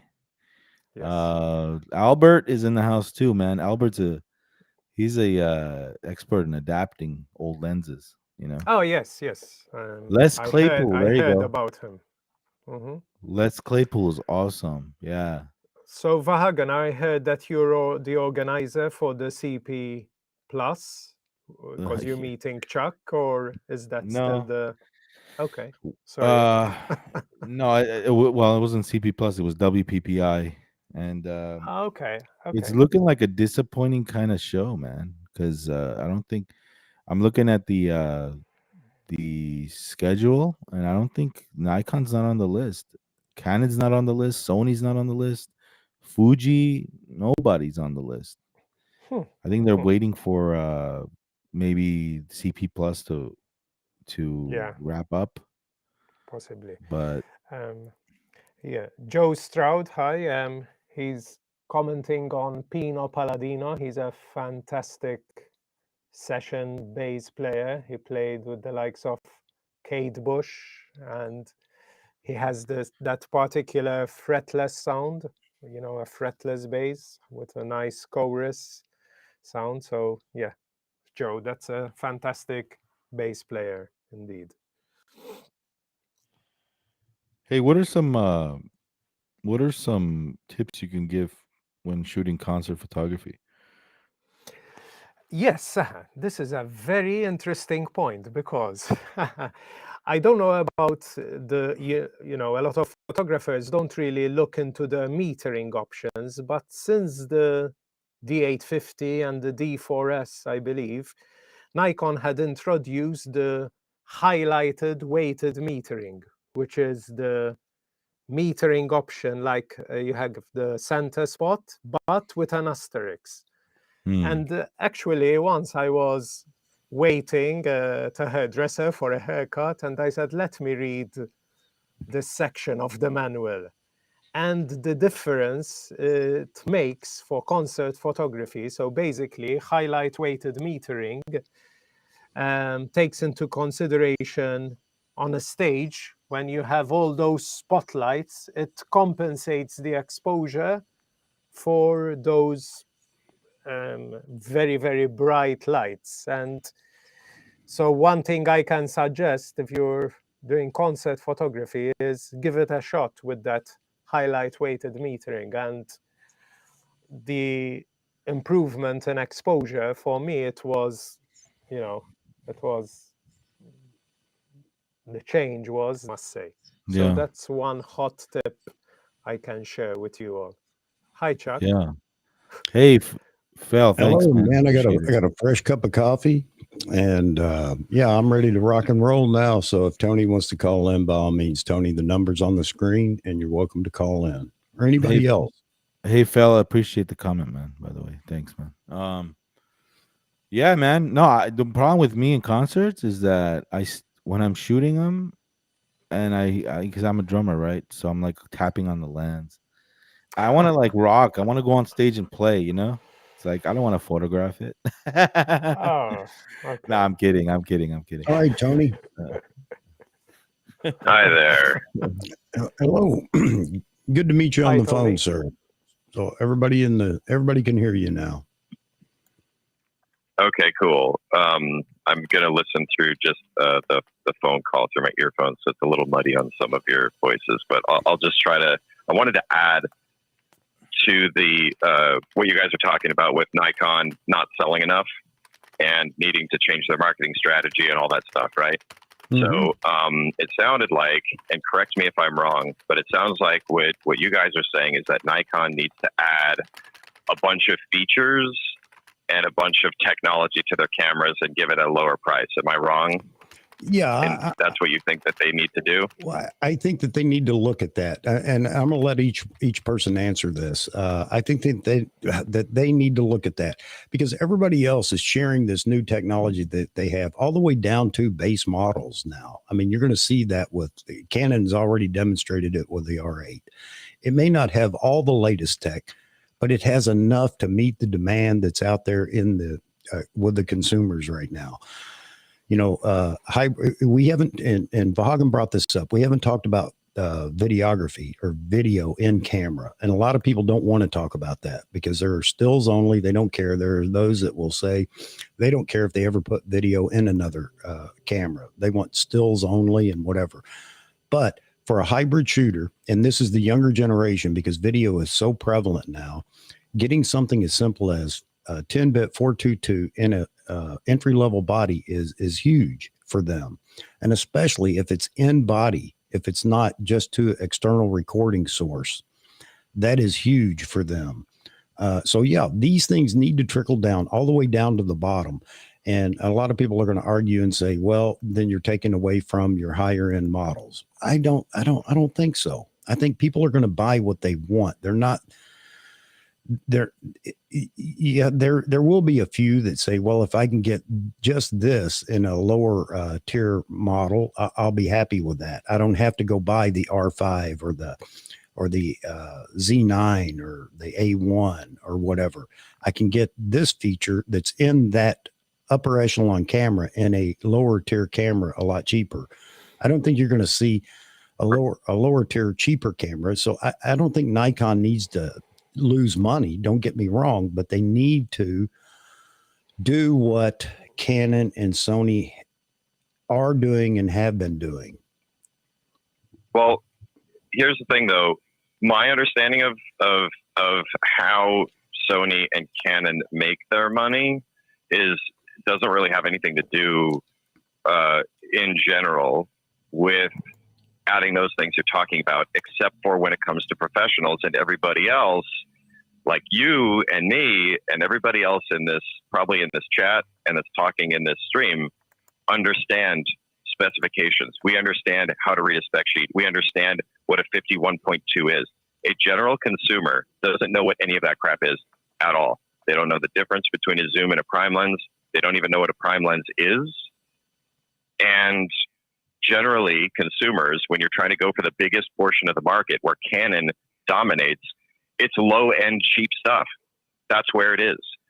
I'm just going to read the top 10 best-selling cameras of 2022 as of November 2022. And this is from Digital Camera World. The number one camera is the EOS M50 Mark II double zoom kit white. The second one is the same camera and same zoom kit black. The third one is the EOS RP. Doesn't have 10-bit video. Doesn't have really any of the cool new features of any of the Canon cameras. Cheap. That 24 to 105 STM is not the greatest lens. In fact, that was the camera and lens combination that I ended up recommending to a friend of mine who's a writer for top network shows, and his wife is an MD, and they didn't want to spend a bunch of money on an R5 kit. They opted for the RP, okay? Olympus Pen E PL10 double zoom kit white. At number 5, the only non-kit in here is the Sony A7 Mark IV. Then in 6th place, you have a Sony A6100. Cheap, doesn't have 10-bit video, cheap as crap camera, double zoom lens kit, black. 7th place, Nikon Z50, double zoom kit. 8th place, Sony A64 6400, double zoom kit, silver. 9, Sony A6400, double zoom kit, black. And in 10th place, EOS M50 Mark I, double zoom kit, white. So in my view, what it would make sense for Nikon, give a white color in there or a silver color in there, make a really, really cheap APS-C camera that just does what the regular consumer think it does. They don't really care if it's 24 or 30 megapixels or 60 megapixels. They don't even know what that means. Yeah, but that justifies the launch of the Z30. Sorry. Well, I thank you, Tony, because you just made my point for me, whether you know it or not. 2023 sales are going to change significantly from what you saw in 2022. And because all those box store cameras that have sold so well, and somebody mentioned earlier talking about they think they'll see the R8 and the R50 at Costco on pallets. Yeah, well, that's sales. That's extreme sales there, and that's marketing. Getting more of those cameras in the hands of the consumer, and they're entry level for a reason, because people then will decide whether they want to grow or not into a brand or into photography or videography. The other thing is that you have more video capability this year that'll sell than you had even last year, especially when you see it down. But Chuck, how many regular consumers that are buying the cameras I just listed care anything about those video specs? A huge number. Are you kidding me? A huge number of people. Video is growing exponentially, and so many people want to be the next indie filmmaker, and they start with whatever they can afford. And let me also add this. Internationally, we look at it, especially here in America, we look at it from just our own wants, dreams, or whatever. And we can pretty much, and this is not, I don't mean this to be braggart or anything else, but we can afford a lot more. I have a lot of people in my international audience here, and you may have seen them talking before, talking about what's affordable in India or so many other countries. And they understand the specs all too well. I have one gentleman who hadn't been in here recently, but he understands the video specs better than I do. And he can't afford the cameras that we're talking about. So that's just one person, of course, but we've had this conversation on the channel before. Nikon doesn't have a great entry level lineup. What was I going to say? Oh, well, I agree. I would agree with you. And back to, but let me finish this one piece here. Back to, Nikon, for whatever reason now, because they've downsized, lost production facilities or whatever, I don't know. And maybe you know better than I, but Nikon can't even field, let's call it a box store camera like they did with the 3300 series or 3000 series and the 5000 series. Nikon can't produce enough of them to keep them on pallet. Bandwidth is something going on here with my bandwidth. But anyway, so I agree with you, but I also disagree with you, Tony. I think you're right, and I think it's going to change that lineup for 2023 is going to be different. You're going to see a lot of these new cameras that are being announced that were just recently announced and are being announced throughout the year. But go ahead, I'll let you. Can I chime in here? First of all, Tony Day, thank you for calling AP Studio Chuck Talks. Appreciate the question and the call. I think number one, Nikon needs to change the narrative, and how they do it is by putting out the camera that tightens up all the loose ends. So all these people out there that influence others, like the Northrops and the Hollands of the world, as much as you guys might not think their digs on Nikon affect sales, they do. They affect sales. The younger consumer is. Tony, are you there? Tony, are you there? Phone call did drop. Tony, if you want to call back, or if you want to listen to Vahagan and then Andre respond, then you're welcome to call back for a readdress. Go ahead, Vahagan. Sorry. I was going to say that I think that the narrative needs to be changed because all these bigger channels, they are influencing sales. You got 200, 300, 400, 500,000 views in some of these videos.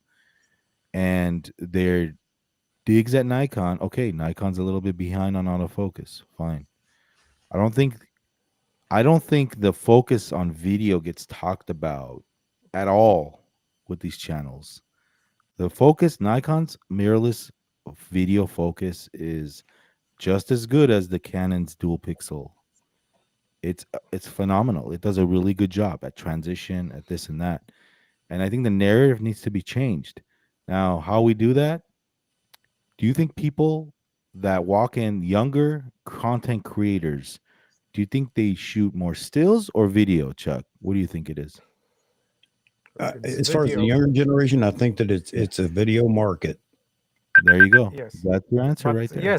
Yes, Vahagan. And this is why Nikon, when they launched the Z30, it was specifically designed for vloggers and content creators. So the Z30 is targeting specifically. They removed the viewfinder because all the young vloggers and content creators, they are used to, shooting with the phone. Yes. They hardly ever use the viewfinder. And I think the Z30 is great for that target market at that price point. The only issue I have is that it still has the old processor and it still has the old technology. So to get to loosen up all the screws that people kind of dig Nikon about, we need to tighten up the technology. We need to have that technology in entry level cameras. Maybe not 10-bit. Okay, fine, 8-bit like Tony was saying, but the narrative needs to be changed out there, and how we change it, Mhm. it affects sales big time. So Yeah. DZ30, I would say the autofocus, yes, it's not Z9, but it's very much comparable to the Z6 and Z7. So I think for vloggers and content creators, and but again, the see how we did it? We divert our discussion to photo again. We went from video to photo because, like I no, I'm said, saying video. no I'm saying video, the video, video-wise, autofocus. no, it's great. I don't see anything wrong with video autofocus. Do you guys? I No, mean, there's nothing wrong with no, it. but they are, and everybody thinks that they're one and the same, and they are not. They are not. It's autofocus and video. It seems to me to be much easier to produce than Yeah, but autofocus. what I'm saying is stills. we don't talk about video autofocus at all. No, we don't. So video autofocus, and like I said, the younger creatives, most of them, they do video. They don't shoot stills. It's not cool to shoot stills. So in line with the call of Tony, which we had, Vahogan, we're in agreement that the Z30, it was a good launch because it's addressing video, and it's addressing the entry-level market who is budget conscious. Correct? I think that Nikon needed a Z30-ish type camera, but my argument is still is that I don't think the timing was right. Maybe it was for Nikon for the way they're producing camera bodies and lenses and everything else. It was just a fortunate opportunity to sneak the Z30 in. I thought that they needed more. The thing that hurt Nikon is they came out with the Z9. Now that sounds crazy, doesn't it? But the Z9 set the bar so high, and everybody else producing cameras equivalent to the Z9. I think everybody in Nikon wants that capability in the camera that they can afford to buy. And that makes it difficult for Nikon because right now we don't have that ability in any of the lower tier models, except for in video. And that's something that doesn't get discussed enough. And Nikon isn't seen as a video camera maker. And that's something else that Nikon needs to focus on, because that is what's selling a lot of the bodies within Canon and Sony. And nobody wants to address that. They think, we as a group, that's all we talk about is stills. It's all we talk about because it's all we care about, right? But I was also talking to somebody the other day, and I've got Tony on the line. Tony, I'll cut you loose here in just a second, let you go, let you get in here. Talking to somebody about, I don't care about video, blah, blah, blah. Well, do you like Morton Hilmer? Oh, yeah, I love Morton Hilmer. Guess what? You like him because he also produces video and quality video. Without video, you don't get to see Morton Hilmer. All you get is some page that flashes nothing but a few stills across the screen. You don't get the story behind it. You don't get the feeling behind it. And that goes with all these wildlife photographers that everybody thinks, well, it's just about the stills. No, guess what? They don't talk about the video, but they're producing the video. Chuck, you remember how all channels, including myself, used to complain with the DSLR technology in relation to video performance with the lenses? And Nikon addressed that with the Z mount, with the focus breathing, with the noise of the focus motors. And let's but I think give them credit there. I know. I think Chuck has a point with the video, man, because that drives sales. That drives sales. Nikon is not known for video at all. Nobody talks about video when it comes to Nikon. Filmmakers don't talk about it. All you hear is Canon and Sony. The Z9 is such a video capable camera. It's almost, it's almost new technology, even though it isn't. But I mean, the fact that Nikon has packed so much video capability into the Z9. The only thing we got at the announcement was really for video was Jerry Guionis doing his video of the dancer, Yeah, and it was fantastic. Yeah, it was, and But that's what I'm saying. nobody even, there were very few conversations about that at all. I That's mean, what I'm Nikon tried to saying. push it there, but then after that, it just kind of fell away. So, yeah, I think this is new ground for Nikon, and Nikon is making strides. But in their marketing, I think that they're just lacking in And not. here's another aspect of this. If you see most everybody use Canon and Sony, right? You maybe you're not in the market for an entry level like the list that Tony mentioned. There are all these entry level cameras. Mhm. Maybe you're not a R5 buyer or a Z9 or a Z8 buyer, but you see Z8s and Z9s and Z5s being used. Well, what is a young guy gonna think going into a camera shop? Well, Peter McKinney uses a R3. I'm sure the entry level Canon is good enough. I'm gonna use the same thing. You see? So Yeah, yeah. I mean, again, guys, I've been no fan of Nikon's marketing plan, and I'm not a marketing expert by any stretch of the imagination. I'm constantly looking at comments on videos and things like that, and talking to my stepson, who gives me a lot of feedback and talking about what his friends are doing. And I can ask him, what's the camera to buy? And the first thing out of his mouth is Sony, because they've all bought Sony cameras. Why did they buy Sony cameras? Not for the stills.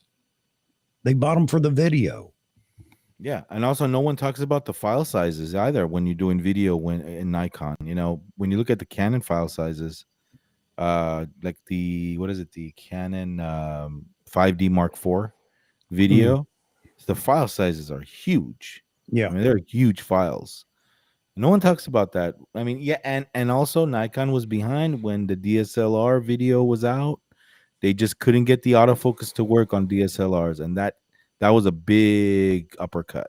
So Yeah, is Nikon doomed? No, they are not doomed, folks. But I mean, there are so many things it seems they could do to better themselves and make the consumer happy in general. Hang on a second, Tony. Go ahead, man. I didn't mean to run on there too long. Yeah, I understand what you're saying about like it seems to be a lot of talk about video. I understand having video in the camera. I'm not really saying that doesn't matter at all. I'm saying that stuff like for regular consumers, even people who want to dabble in creating video or being a filmmaker or whatever, shooting an 8-bit 420 with a regular camera profile. Yeah. A lot of people do that. Yep. They do it with their phones. They do it with beginner cameras. They do it with all this stuff. Having better autofocus obviously helps. In my opinion, that's where you're actually touching on what matters, which is how easy can you make a camera to use and how cheap can you get it? Yes. If Nikon came up with a user interface that you could turn on that made it like using a phone where it's really obvious, everything's obvious and how you use it, and it's very simple and it's sleek. Maybe you give it a different color. Apparently gray and white sells better than black cameras. Maybe that helps. Having 2 zooms that you can make cheap, even if they're relatively slow, but kit zooms seems to be bigger in the sales. And then that's your entry level kind of camera. It's more about, in my opinion, for regular consumer, how easy is it to use that thing and can you get decent results? Well, most people, let me just finish this out real quick. I work in video professionally. Anyone I talk to that wants to get into video does not know what I'm talking about. Right. If I say anything about 10-bit, if I say anything about RAW, if I say anything about shooting in log, they have no idea what I'm talking about. And it's way too much to go over. It goes over their head. They get completely confused. And then they look at the price of the really good lenses and the size and weight of that 51.2 from Nikon. Holy shit. Okay. Yeah. Well, so that is the way that a regular consumer sees this. We are in a bubble. We are in this bubble of professionals or semi-pros or people who are enthusiasts, right? And we're very involved in the online community. We're like a small percentage of people. And then you've got everybody else who's buying all this stuff for dad for Christmas. No, you're absolutely right. But why do people buy all the cameras that you mentioned as bestsellers last year? Why did they buy those? Why did they choose those brands? What's your thought? Because out of all of them, the top one is the EOS M50 Mark II. It's newer, which makes people want to get it because it's the Mark II instead of the Mark I. And apparently, like I said, white sells. Why did and they consider it's a double zoom kit. Why did they consider Canon? Why didn't they consider Nikon? A question. Canon has a huge amount of money they spend on marketing. And they're so prolific. And Sony is the same way, and Nikon isn't. But where did Nikon, or where did Canon and Sony in the mirrorless world for now? Where did they get all this hype from? I mean, where does all the hype come from? Why do people consider? And Z-Wade just did a Google search, and I know it doesn't mean much, but it still says something. You know, what camera should I buy now? And it came up Canon, Canon and Sony. No mention of Nikon. Where does all this come from? And this is, we can't answer this marketing. Question. Yes, in marketing. And not just that, but Anthony was asking, how do you expect, or what do you expect from Nikon? Let me see. I keep saying you all say they aren't marketing correctly. How should they be marketing? And why do you think it would work or be effective? Sales and marketing is a numbers game. The more you put up commercials, the more cameras you put in influencers' hands, the more people are going to see it, the more people are going to buy it. How much pros don't work that way? Well, I don't care about pros. Pros are not I know. the majority of the people. I know. I'm agreeing cameras. with you. Okay. Okay. I'm agreeing with you. So this is something that Vahagan was just saying earlier. You know, free marketing. Look at all the Canon shooters. Even those that aren't influencers that post so much work online on YouTube. Why? And this is an internal thing for we as Nikon shooters. Why don't we do that? We have very few people that are doing that. We really do. If you search Nikon videos and you search Canon videos and Sony videos, it's going to come up.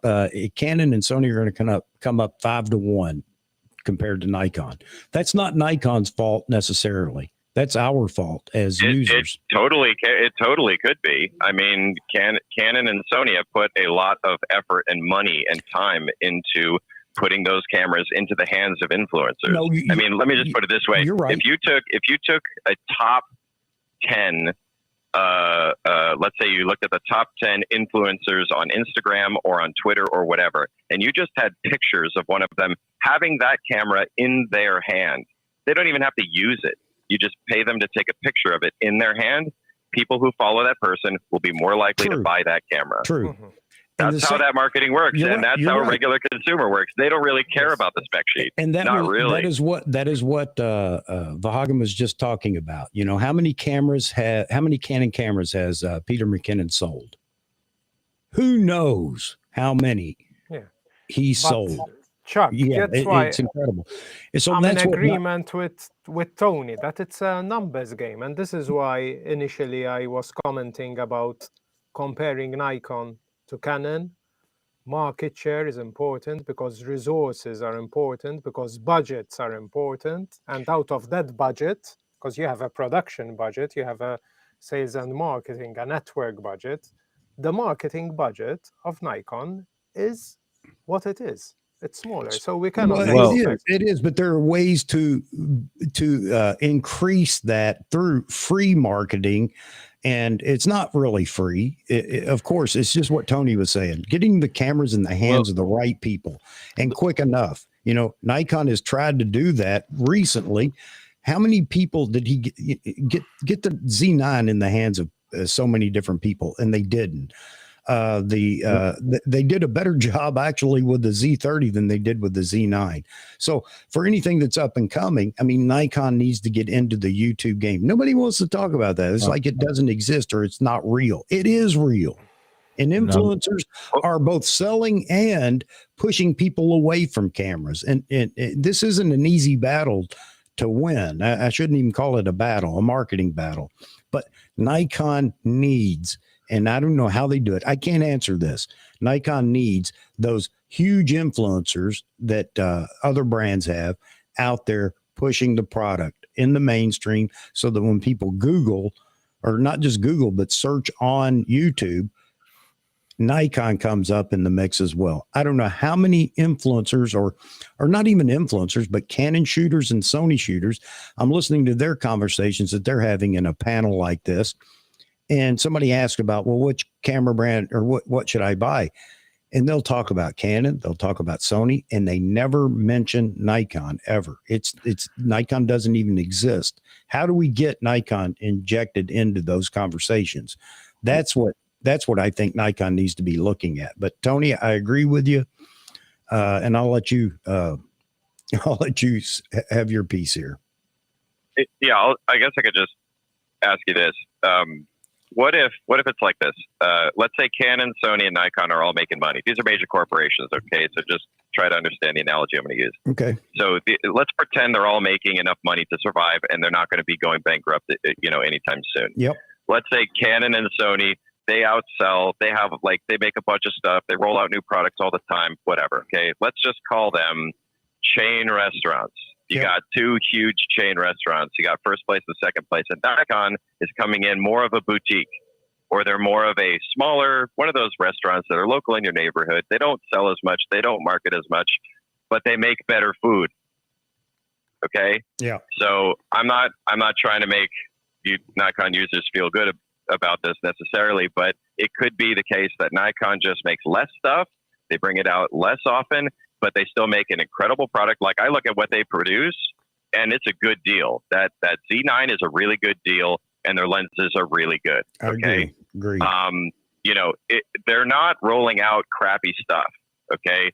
I shot Fuji for a while. That's more of like a boutique thing too to me, but their lenses were hit or miss. And their quality control was hit or miss. And I had to move on to a different brand. But, that's what it seems like to me, that Nikon's just a smaller company and that's fine. They could make it bigger, but it's not really necessary for them to continue. And I don't think it's even necessary really for you guys. I mean, you guys have really, really good stuff that you can use. Just know what you're getting into. And in my opinion, the way for Nikon to get as big as what you're talking about with how Canon and Sony already Canon makes money not just on cameras and lenses, but on all kinds of other shit. No, of course they don't. And Sony makes money. Like they could take money from their PlayStation sales and try to put that into cameras if they want to. But Nikon can't do that. So the way that Nikon would do it is by basically making a bunch of cheap crap. That's how they would do it. Yeah, and I'm not saying that. Look, I'm not advocating. I don't want Nikon to be number one. I'm not in here battling saying be number one at all. Chuck, I'm just Nikon talking about make a lot revenue that of comes from money sales, from and being a distant third in market share is less revenue. So, and the other thing is, I think, and we talked about this earlier, Tony, I don't know if you were in here talking about the quality of the products that Nikon is putting together is fantastic. Okay. I get that. Their technology it's on par with anything. It's at least as good. Yeah. On par with all the camera makers. No doubt about that. The problem with Nikon is they can't get the things into the consumer's hand. That's the bigger issue. Go ahead. For the record, Tony, Nikon makes lots of money from microscopes, measuring instruments for the healthcare industry, and semiconductor lithography systems. So it's not just camera bodies and lenses. They have a whole range of income. Diversified income. Yeah, I agree. I was trying to level set with the fact that yes, Nikon does that, but Canon does those too, and Sony makes all kinds of other consumer electronics. Yes. The Nikon, even when you take that, because Fujinon's the same thing. They also make these really high-end instruments that are used in science and all that. I'm just saying, like when you look the at imagery division, even binoculars, the amount of money that can be used in marketing for Nikon compared to Canon and Sony, it's just not even comparable to what I understand about the different companies.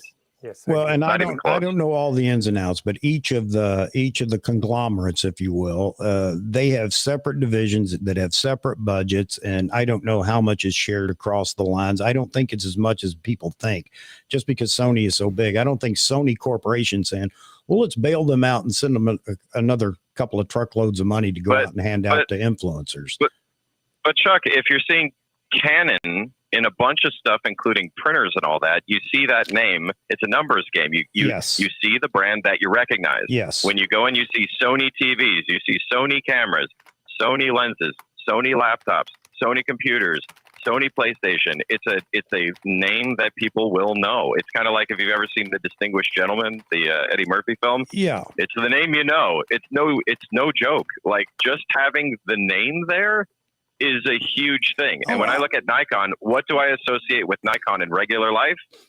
Nothing. Except for cameras. I agree with you. I agree with you there. Again, and Nikon is a smaller, even conglomerate than either of the other two by far. Got that.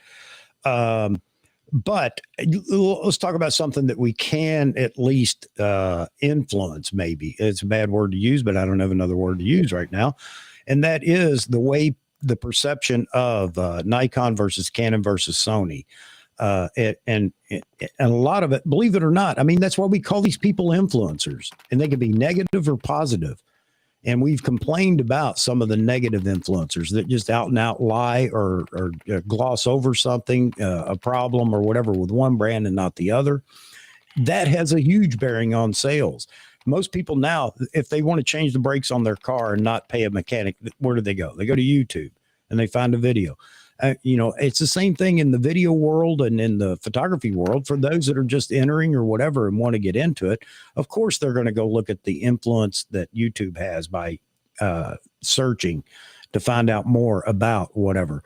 And unless they specifically go look for Nikon, it's hard to find anything about Nikon. So this is just one part. We can't answer this whole issue in one conversation. I mean, my point, and back to my point real quick, is I hammer Nikon because they don't market well, in my opinion. And there are a lot of things that I think that they could do better. And you've already addressed a couple of them. One, just making sure they're sharing the product with influencers early on, not way after the fact, to get more people to produce videos, that Nikon shooters themselves could produce more media to promote the brand, which we don't do extremely well because we're stuck in an older phase of just stills. Unfortunately, that isn't the chief marketing platform for cameras anymore because of phones and Sony early on with the video capability within their cameras. So a lot of things that we could do ourselves, and Nikon could help us out. But the big thing is getting the product in the hands of the consumer. And that's something that Nikon didn't. This isn't new. You go back to the 500 PF. There are people that waited. I was going to buy that lens, and you couldn't find. You couldn't get it for a year. It was almost a year and a half before it was in everybody's hands. Why is that? What happened there? I don't remember. Hey, Chuck, explain it. Yeah. Just one thing real quick. The D800 days, if you remember the D800, Yep. D4. I asked the Nikon rep, I go, well, how come your DSLRs are basically garbage when it comes to video? How come they don't really autofocus? And he basically glossed my question over. He didn't really want to oh, well, we're not, we're a photo stills company and this and that. And at that moment, I knew that, this is not a good sign for the future. When the D800 and D4 were introduced, they were the first DSLRs to have video full frame in Nikon, right? But their autofocus was non-existent. That has a lot of negative effect. And they really were behind the ball right there. And they should have took that seriously. They were one of the first to have DSLR video on the D80 and didn't do anything with that. Now, who is our Casey Neistat? Who is our Peter McKinnon? Do we have that influencer, that creator to influence others to buy these cameras? No, you're right, and I think Nikon needs to invest in that. And how do they do that? I'm not saying go buy a big influencer. You can't do that. Maybe some people would argue Sony was doing that early on, but the point is that we could promote smaller channels. I'm not talking like mine. This is way too small, but channels that have some presence on YouTube, and they are Nikon shooters. And Nikon should feel a little more compelled to give them a push. How do they do that? I don't know. That's the marketing team's job. Because you're Chuck, right. You're right. We need a big influencer in Nikon, Yes. and Nikon can't buy that. I get that. Go ahead, Andre. Check. I think that because here we are commenting that Nikon is doing a close to terrible job marketing wise. Looking at the 85 1.2, which has been launched a day ago. If you Yeah. go on YouTube at the moment, so Nikon, I'm sure they did this 2-3 weeks ago, even watching Jared Poland's that he had it before. You have Taylor Jackson, Manny Ortiz, Richie Talks, DP Review, Adorama, obviously B&H Photo, Jared himself.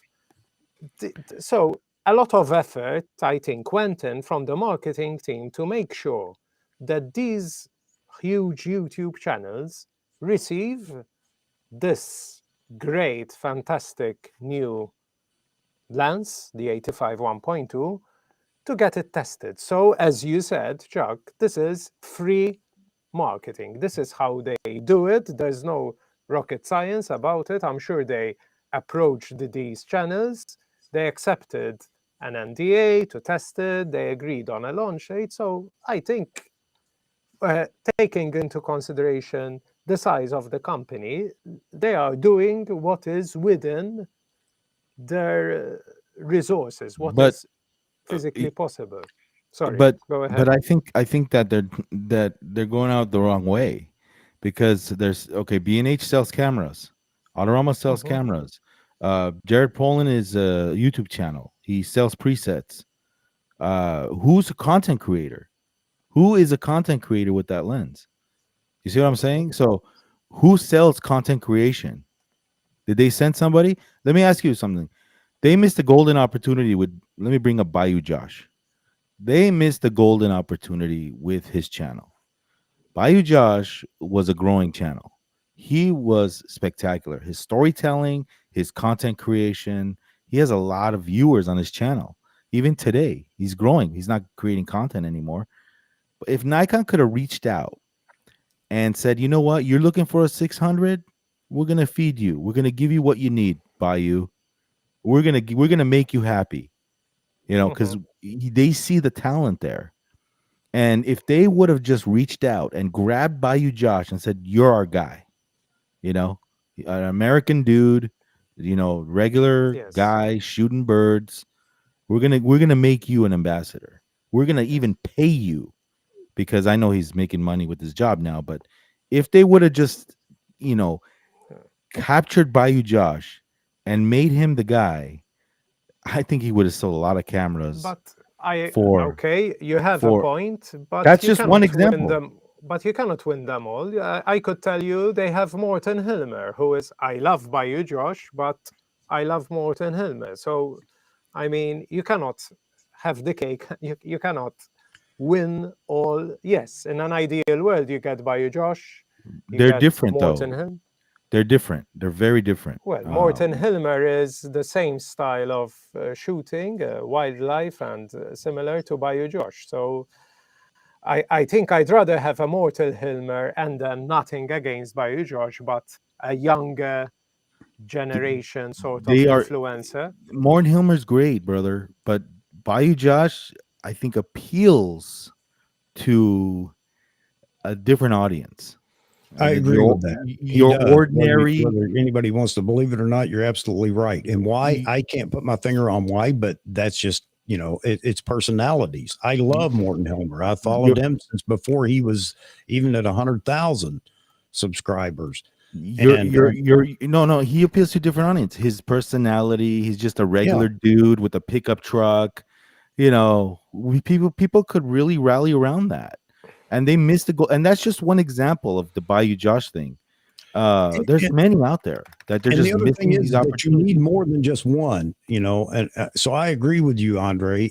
But he is not the all in all. We need a dozen Morton Hilmers, which I would include then Bayou Josh and others.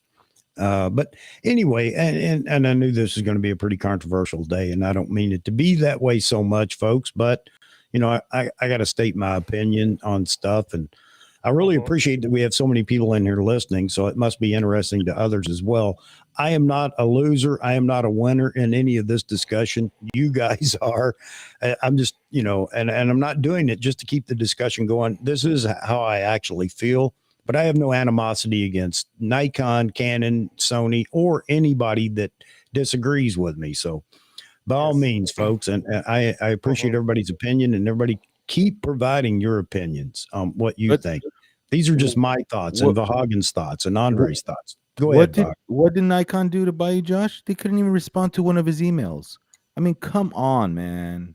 Yeah. Like, wake up, guys. Look what the guy's producing. Look how fast his channel is growing. And if you read through his comments, there's a lot of regular people in there that just go out with their entry-level cameras and shoot. A lot of Sony and Canon users in those comments. Well, there are a lot of people that don't even go out and shoot wildlife.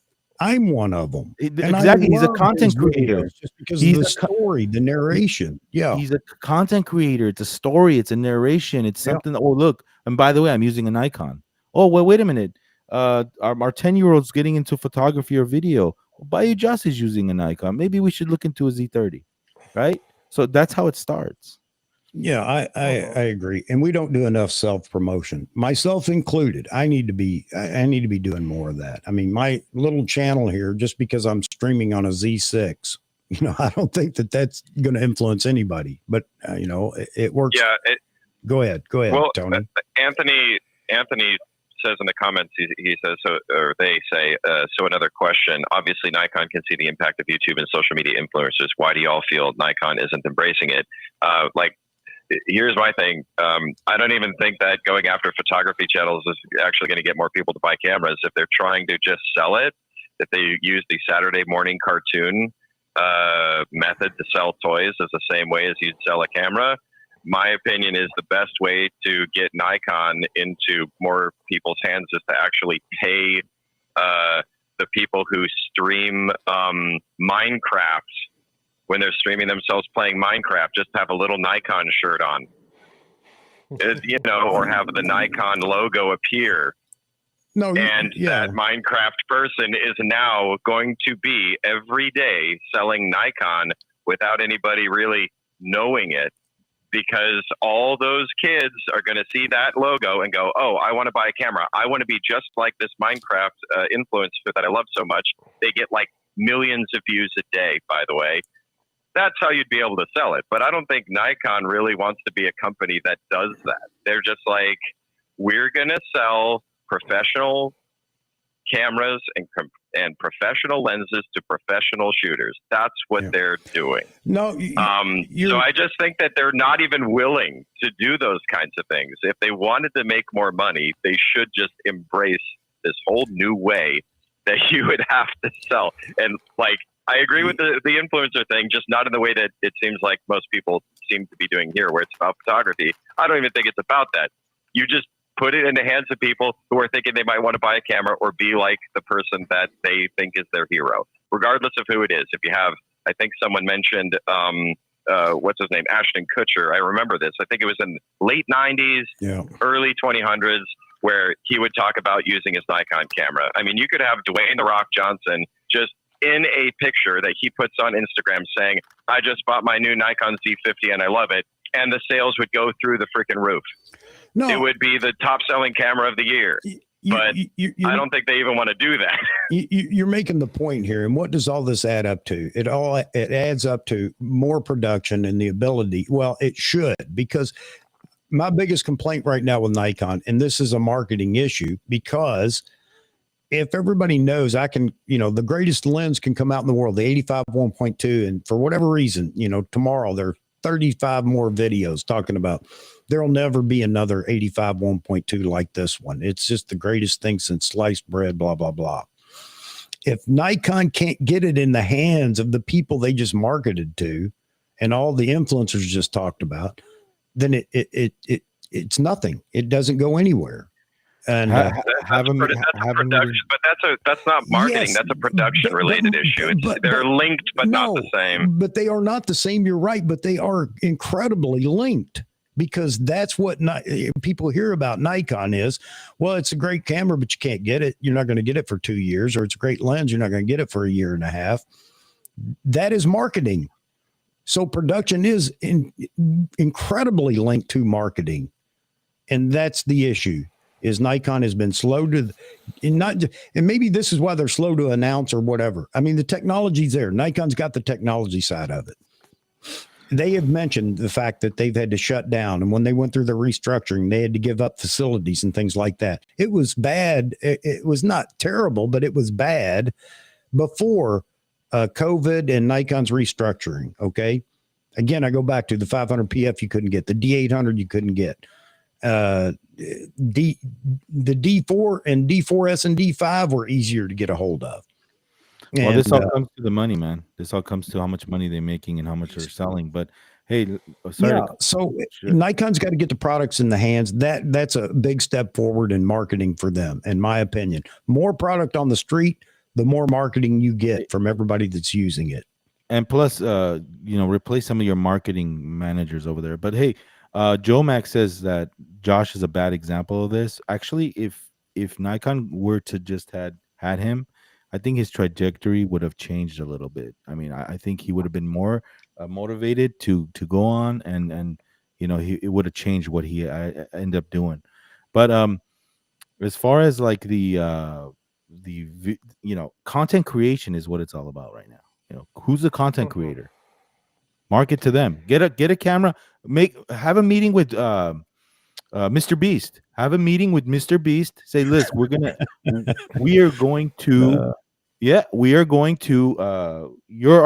sponsor you. Nikon sponsors Mr. Beast. Can you imagine? Yeah. That would go very far. Yeah. It would. I know, I agree. Or how about this? Nikon gives Mr. Beast 500 Z50s with those 2 zoom kits to give away to a bunch of like people who can't afford them that want to be photographers for some kind of giveaway. That would go really far. Or just the fact that they give him the production equipment to produce his videos. It's all done on Nikon equipment. How huge would that be? You're right. Things like that. That could go, but I think seeing the person, seeing that influencer with the logo next to them and the thing, that's what sells it. As far as using it as a production gear, people don't see what's behind the curtain usually. They'd have to actually sell it like by saying, "Oh, look, I used this." They'd have to do that. Yeah. I see what you're saying, Chuck, but yeah. I think that just having that, even if you had one photo of Mr. Beast holding a Nikon camera, it goes farther than him using it in production for a whole year. That's the way that I feel about it. Yeah. So there you go, Tony. And you've had some ideas, and just talking about this. There's the point. Where is the marketing team for Nikon? Do they even consider any of these things that we've discussed? I don't know that any of it would make a difference. But the point is they just seem stodgy and so caught up in their closet. That's the issue. Is Nikon really marketing or what? And now I want to go all the way back to the beginning when I mentioned something. If Nikon is happy with the niche they have, that's okay. But just come out and let people know. We're not going to up production, and I know they can't say it that way. But my point is, just let us know that you're going to be in this niche and that's where you're going to be, so we understand. Anybody that comes into the Nikon camp, guess what? It's going to be slow roll. And this is the way it's going to be. But you're going to get absolute quality products, fantastic products. It's just a shame with all that tech that Nikon has, all that capability. I mean, incredible glass and cameras, no doubt, that they could produce is going to waste because they don't have the production capability to do it. I mean, at the end of the day, agree with that? Hey, Sorry, Chuck. somebody mentioned in the chat who's Mr. Beast. He's only the biggest YouTube channel on YouTube. But Yeah. Okay. man, I have so many Yeah, ideas. if you don't know who Mr. Beast is, then you shouldn't be a marketing person right now. Dude, I'm telling you right now, there's so many ideas I can give Nikon about Mr. Beast. You want to give him a space to shoot his stuff, sponsor his warehouse, make his videos, edit his videos for him, videos edited by Nikon, or do something, Hey, Amar, I agree with you. Canon's eating everybody's lunch. I agree with that. So, thanks for the comment. They are. Canon's doing a great job. Absolutely. That's the whole start of this conversation all the way back at the very beginning. But yeah, Mr. Beast. Yeah. And I didn't know who he was until not too long ago. And he has some very entertaining videos, I will agree. And the guy's a marketing genius. Yep. At the end of the day, in my opinion, I always like to see the glass half full, not half empty. Like any other company, Nikon is run by shareholders. Year to date, the share price has gone up almost 9% in these current market conditions. From an influencer point of view or an ambassador, yes, I see Vahagan's point on BioGeorge, but at the end of the day, Vahagan, I keep mentioning Morton. Morton has 500,000 subscribers, and he's on board. He's a Nikon ambassador. BioGeorge, yes. What if scenarios? What if Nikon offered BioGeorge the 600? Maybe these are all what if scenarios. But I think we have to recognize the accomplishments, the fact that they invested in a production line company, a US company, to improve their production line. And things will take time. Slowly, I think we'll see improvement. At least that's how I see it. Yeah. Yeah. I don't disagree with you, Andre. I love Morton Helmer. Like I said, I've been following him for a long time. I think he's fantastic. But he's just a drop in the bucket out there in the world of YouTube. And I know we keep talking about YouTube, but YouTube is such an influence, whether anybody wants to agree or not. I'm telling you that it is. And, it would just be nice to see more of that within the Nikon community. But because Nikon is smaller, I think we're just going to have to accept that. And, I'm with you. Glass is half full. I give Nikon all the credit in the world for their engineering and everything else. I just have an issue with the fact that they can't get it in people's hands. There it is. Nikon, just produce it. Just get it in our hands. And let that be marketing as well. But it's negative marketing when everybody hears that people are waiting forever for a lens, for a light. I used to work in a music shop, and there would be a guitar that everybody wanted to buy, but if it wasn't there on the shelf, they just walk away. They would not order it, even if it took 5 days to receive it. They'd just be like, "Oh, it's not here right now? See ya." And that's even worse today, because with Amazon, you get it in like 2 days, right? So I totally agree with you, Chuck. I'm not sure, I just have a little bit of an issue with calling it marketing. I don't think it's necessarily marketing. It's just, not having the product on the shelf is a problem. You could, get as many people wanting to buy the thing as possible, but if the thing can't even be bought, that's a whole other issue entirely. Yeah. So I agree with you on that. That could hinder the sales completely. Let's say everybody wants to buy a Z50, and the only thing keeping the numbers down is the fact that they can't produce them, well, then they'll never beat Canon, Yeah. And again, it's not a matter of beating anybody. It's just a matter of keeping your consumer base happy. And yes, there is a lot of folks in the consumer base for Nikon that are happy, but that's kind of changing too, with the fact that, we are in this get it now generation. I'm part of it. I'm not going to lie. I want it now. I'm part of that. I want it now, and I don't want to wait forever. And the thing that makes me that way is if it wasn't available anywhere, meaning that all the brands were the same way, I wouldn't even be tempted by "you're too slow, Nikon." You follow me here? But when you look across the board and other manufacturers are able to produce and get the product into the consumer's hands, then the only thing I'm left with is, why is Nikon not doing that? Why can't they do that? Why won't they do that? Or what is the issue? And I think we know now it's just a production capability thing. And there isn't anything we can do about that. Nikon has to do that. Or Nikon just needs to come out and say, we're going to give you the best technology in the world. It's just going to take a little bit of time to get it in your hands. Okay. Yeah, they might just not. They might just not want to spend the money that it costs to open up a new shop to make this stuff. And with it being very uncertain as far as how the future sales might go, maybe they're like, hey, we're not going to expand because we don't see this paying off in 10 years. Yep. That could be it. Yep. Maybe they say, yep, we're just going to sell as much as we can. We can still turn a profit, yep, assuming that they are. We can still turn a profit with what we've got. We don't need to grow. And that would make a lot of sense. Yeah. Yeah. And I think that's what we're seeing right now. And I'm happy with what I have before anybody starts saying, well, you're not happy. Yeah, I'm happy with what I have, but I also know what Nikon's capable of. And I know that there is one more camera body that I want, and that's it. Then I'm happy for a long time. Will it take one body to make me happy? Well, yeah, because that's me. Hey, here's another example. Here's another example of marketing genius. Not only Mr. Beast, but how about hair and makeup? Hair and makeup has a big chunk of influencer percentage on Instagram. They're big channels.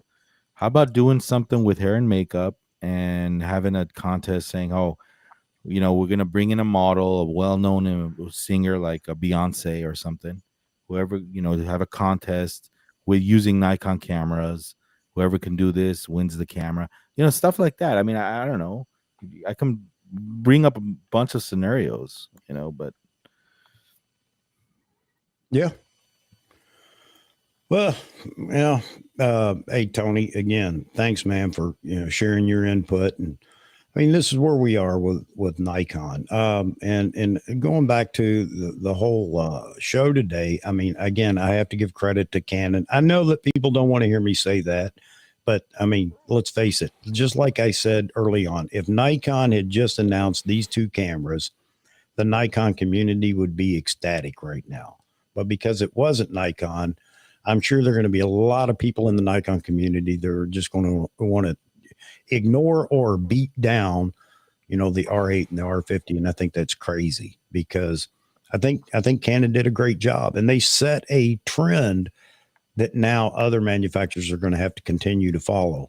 And that is better, I say specs. It's really capabilities within the cameras that fall out under their flagship.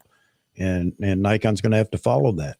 And if they don't, they're going to get ridiculed, and rightly so. So maybe this is a good thing, and we're going to see something, you know, along that line here down the road in the future. And I'm sure we will. Go ahead, Andre. Yes. Unfortunately, I have to make a move, but before I leave, Vahagan, super well done for your 20 frequently asked questions video on the Z9. I loved it. Keep up the great work, my friend. Thank you, Andre. Thanks a lot. It was great. Oh, that video was not only revolving the Z9, but yeah, thanks. It was all, Yeah, I was all over the place, but on the thumbnail there was the Z9 mainly, so yeah. This is why. That's a Or maybe YouTube for the title. others to watch it. YouTube titling, baby. YouTube titling. Thank you, guys. Andre, I'll thank keep you for following. being in here. You're a very voice of reason amongst the petulant children, and I only include myself in the petulant children thing. Hey, so I thank you for that. I have a question for Andre real quick, but hey, Andre, Yes. do you have a Rickenbacker? No, I don't. What do you think of them? Yes, I mean, Paul McCartney used them. Funnily enough, because obviously bass guitars are known for being 4 strings, basically, mainly. I don't have any 4-string basses. I only have 5 or 6-string bass guitars, because I love chord sequences and things like that. So Rickenbacker only make 4 strings. So Do you slap that bass, man? Do you slap it? I love slapping, yes. All right. Bases. That's cool. All right, Andre, man. Everybody say goodbye to Andre. You're Bye. a welcome Thank addition here, and I'd like to see more people join us to be on the panel and get your voice heard. So, but thank you very much, Right. Andre, all the way from Malta, folks. Thank you. All right, Andre, rock Bye and for roll. now. Bye. Bye Bye, bye. Andre. Bye. I'm also going to head. I'm going to head out. I got some work stuff to take care of, but it was good talking to you guys.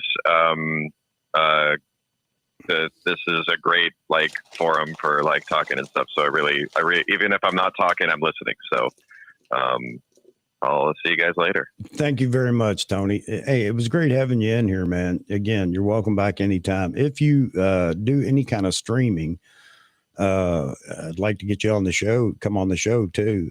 Again, having a full panel in here always makes it more interesting. We can watch the chat even closer and keep all that going. But thank you very much for the phone call, buddy.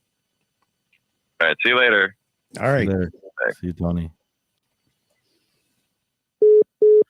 Oh, Yeah, man, we can go on and on about marketing, but I think it just comes down to, the more cameras the company sells, the more revenue they have to do whatever they need to do, yeah. And everything's tied to another. It isn't a simple, here's the answer for any of this and what is and what isn't more. I know there's a lot more that goes into it, especially for an international corporation, but it just seems that they miss the mark on certain things. And it's good to talk about it. I am not a fanboy. I am not going to praise them for lack of delivery. I can't do that. So there's no simple solution, but one solution might relieve a few things is video. Get serious with video. Yep. Get serious with video. Bring up a cinema line. Something, something so we can actually have Nikon in a discussion with videographers, Yeah. So I need to get Frame Voyager in here again and to talk about this. He wanted to experience the Nikon Z9, and we had talked about trying to get together somehow so he could use my Z9. He's never really had anybody do that with him yet. But anyway, just to talk about the video side of the house and talk about your box video camera, Vahagan. Yeah, man. I look at the Z. What is it? The Sony FX3, Mm-hmm. and I'm like, man, this is a really, really good idea. Mm-hmm. It's just compatibility. You put a cage on there. It's just it's the right thing to do, I think. Yep. Wow, we still have so many people in here. Oh man, that's great. And I'm getting ready to close it down. Vahagan, I'm so glad that you joined us today, man. And I know you probably didn't expect to be in here this long, but I love it that you have been.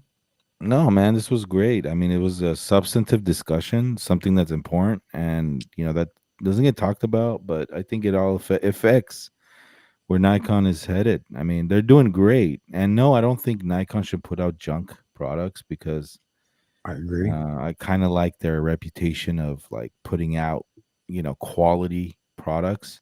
I've owned so many Nikon gear that I've never taken one Nikon camera lens to service ever. Can you imagine that? Ever. Yeah. Not even for cleaning. Huh. Yeah. Maybe I'm just lucky, but I don't know. Yeah, Daryl's he's talking about, Nikon, Canon used to use their point and shoot as a gateway into their DSLR line. I'm rethinking that now, Daryl. I'm thinking it's probably just as important that the professional and prosumer models do as much to bring people into, people not buying into it, but the promotion of, all those cameras is what helps bring in people into the Nikon DSLR market. Point and shoots had their place, no doubt about it, because they got the name recognition out there. And even the 3000 series, cameras and the 5000 series cameras, they had their place too. But I'm going to venture to say that most people that are buying those cameras, like at big box stores on pallets or whatever, may never go any further. And that's why that list of best-selling cameras for 2022, it really doesn't impress me as being a great look into, who's buying what. Yes, it is it does add to market share, no doubt about that. but I don't know that it adds to bringing people into the brand or holding them in one brand over another. So interesting. So before we wrap it up, let's do a little speculation here real quick. We got the 85 1.2, beautiful lens, still a lot more to be seen. I don't know why I have some nagging reservation about it. Maybe it's just the price thing. I don't know, but plenty of time between now and the time it's actually released to continue to think about it. I am on a waiting list for it, and I know others may have pre-ordered it, and that's great. The 26 millimeter 2.8, not a big fan, but I'm happy that the Pancake group finally got a lens that they've been looking for. So that's interesting as well to me, just in the fact that, you know, it's going to satisfy another segment of the Nikon consumer base. So we got these last night or yesterday. And Canon announces the R8 and the R50 last night. They were supposed to announce today, or that was the thought. Ordinary filmmaker Simon actually set up a live stream, so they were going to be live streaming when the announcement was made, but he got caught off guard since Canon did it last night. But I can understand why the Canon folks may be happy. You know, it's a great camera. It looks like the R8 specifically, it looks like it's going to be a great camera and going to sell well because of the price and its capabilities. So we've had Sony recently with their new camera announcement. We've had OM, not so recent. Panasonic, more recent. So what's left in the camera body announcement world? Well, the only thing we know of right now is Nikon. So the question is, are we going to see that new body that we've been waiting for? Will it be a Z8, a Z7 III, a Z6 III, or something we haven't even considered? But again, I believe there has to be a camera body announcement at CPS for Nikon. If not, man, if I was, you know, I held back the rant today as much as I can, but if we don't hear something for CP Plus, I don't know where I go next. No, as I far think, as I think we are gonna see something by year's end. Hey, no, hey, before that's pretty last safe. last year it was year's end 2022, and this year is Mhm. like, okay, now we're in 2023, so we have to see something. I mean, that's definitely, but yeah, I'm looking forward to it, man. Hey, Chuck, can I just make a little bit of a announcement, shout out, not a shout out, but No, go for it. anybody that wants to save some money on this gear that I'm getting rid of, let me know if you're interested. I'll ship to the anywhere in the US. If you, because I sold my Z50, right, and I don't really need some of the APS-C glass that I have. Anybody that's interested in like a Viltrox 13 1.4 Z mount, it's a really a good lens. I've reviewed it. Matt Irwin has reviewed it. It's a really good lens. You know, I can, if you want, it's brand new. I reviewed it and I don't need it anymore. I'm also selling a 24-70 Nikon f4, the kit lens. Selling that, and also a 7 Artisan Cinema lens for Z mount, APS-C, and also a TT Artisan 50 millimeter. The manual focus 50 millimeter full frame 1.4. So yeah, anybody just email me if you're interested, man. I'll ship it. You know, I'll give you guys a good deal if you're interested. They're brand new lenses. So There you go. Anybody looking for any of those focal lengths in the Z mount, just get a hold of Vahagen. There's your opportunity to get it from somebody you can trust too. thanks, man. Show the shirt. Thank you, Mark. I appreciate that for the reminder. My wife loves you all, by the way, because you remind me of this. She's not so happy with me because I don't show it as often as I should. But yes, here you go, folks. Please don't forget to like and subscribe. I know we can be controversial. We can be boring at times, and at times it's crazy in here. But I would love to have more and more folks show up, and we just continue to have fun. And again, you guys drive the conversation. Not as much today. I mean, you definitely drove it once we kicked it off, but you guys are the reason for the channel, and you have a voice, and you get a chance to actually use that voice here. So as you can see, we have a phone line. You can be on the panel, or you can just be in the chat, or you can just be like so many other people that are doing things, and this is just running in the background and they're listening to us. So again, I invite all. We'll talk about Canon, Sony, Nikon. I am a Nikon shooter, so that comes up more often than not, but I'm not opposed to any other camera maker out there. I think that was obvious today because I got to pat Canon on the back. I think they did a good thing here in this latest release. All right. Yep. Hey, Chuck, I know you were kind of thinking about selling some stuff. Yes. It was a comment here saying, hey, you should maybe do something where people come on and want to sell stuff. Yep. That's a good idea, actually. Yep. That was Brian. Oh, Brian, yeah. That's actually a good idea, like I like agree. a swap meet episode every month, No, I agree. It is a real good idea. We may give that a shot here soon. Just an opportunity for everybody to share whatever they may have and see if anybody's interested. And then, everybody could just meet up themselves via email or whatever. But yeah, that's a good idea. That's a good concept. Yeah, Yeah. that's cool. Hey, the Fred Miranda of live streams. Yep. Oh, man. That's cool. So, I mean, yeah, you trust these people, you know who they are. It's not like, they're scammers or whatever. Right. I mean, with so many different people in here that are regulars, I mean, it's real easy. Again, you're right. You know who they are. And you can feel relatively safe making a transaction with them, whether it's buying or selling. I sold Yaman Yaman Zain. I sold him a 35-1.4 G lens. Mm-hmm. He's all the way in Dubai. But I did a video saying, hey, I'm selling these things. Whoever wants, I sold half the stuff like about a year ago. And he actually had this thing where I would ship it to Portland. And Portland, there's, I guess, an office there that ships it overseas.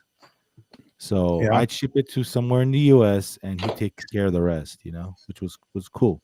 That's He's all the great. way in Yeah. Dubai. Yeah. So like a middleman, Hey, but this 7 artisan lens that I have, it's not even out yet. I think they sent it to me to like review. I don't think you can even buy the Z mount version of the cinema lens yet. I don't know if I get in trouble selling it or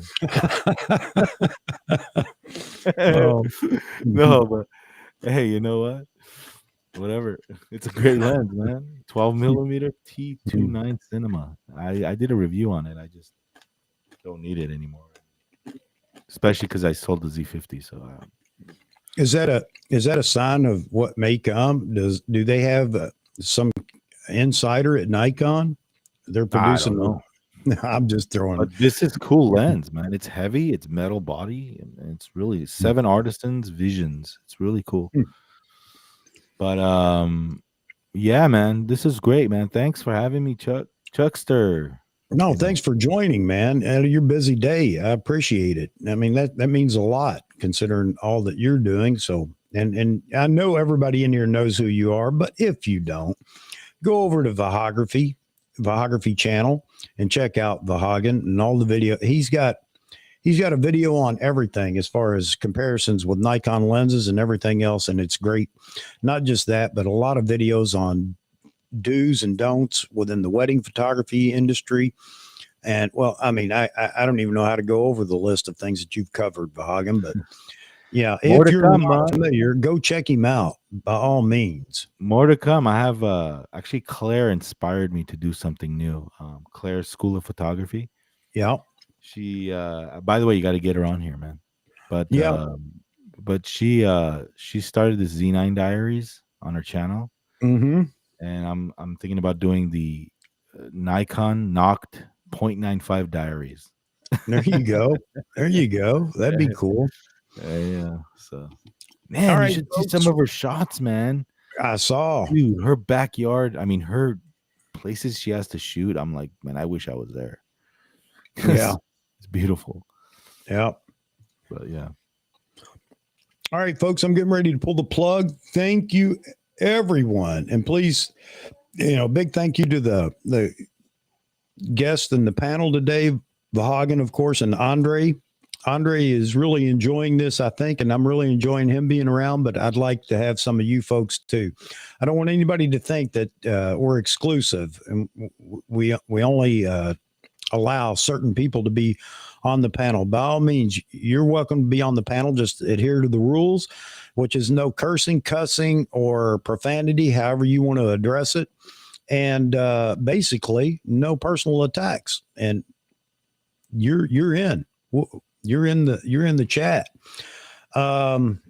What's coming up for me? Of course, Saturday Night Live. I have still working on trying to find the time for me now. I've got a bunch of things going on, but putting together being a professional photographer live stream. And I'd hope Vahagan, if he has a chance, he'll be part of that. I'm going to get, I think Vitali over at Touchlight Studio is going to be a part of it. Anthony Toglife, if you're still in there, Anthony, he said he'd like to be a part of it. And it's basically an opportunity to talk to working photographers and what it takes to have a business in photography.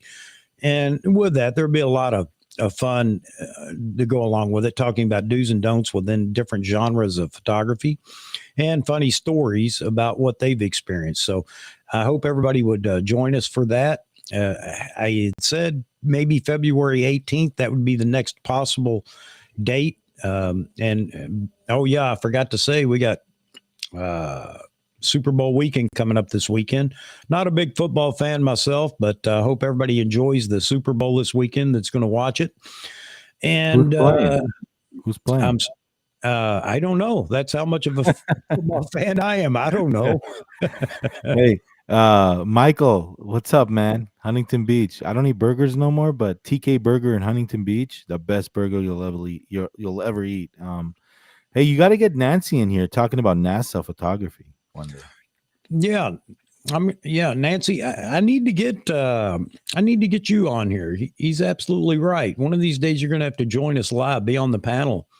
And it just, the more people we have in the panel, the more fun we have, honestly. But you got to butt your way in the conversation, and there's nothing wrong with that. You just got to jump in and hang on if you got a point to make.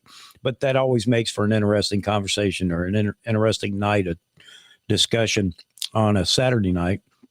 Kansas City and Philly. All right. Yep. Cool.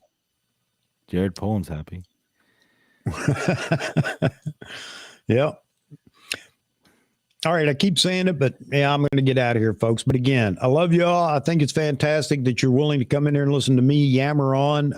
It's why I try to have people in the panel so nobody gets so tired of me, but you're welcome to do that. Please like and subscribe if you haven't.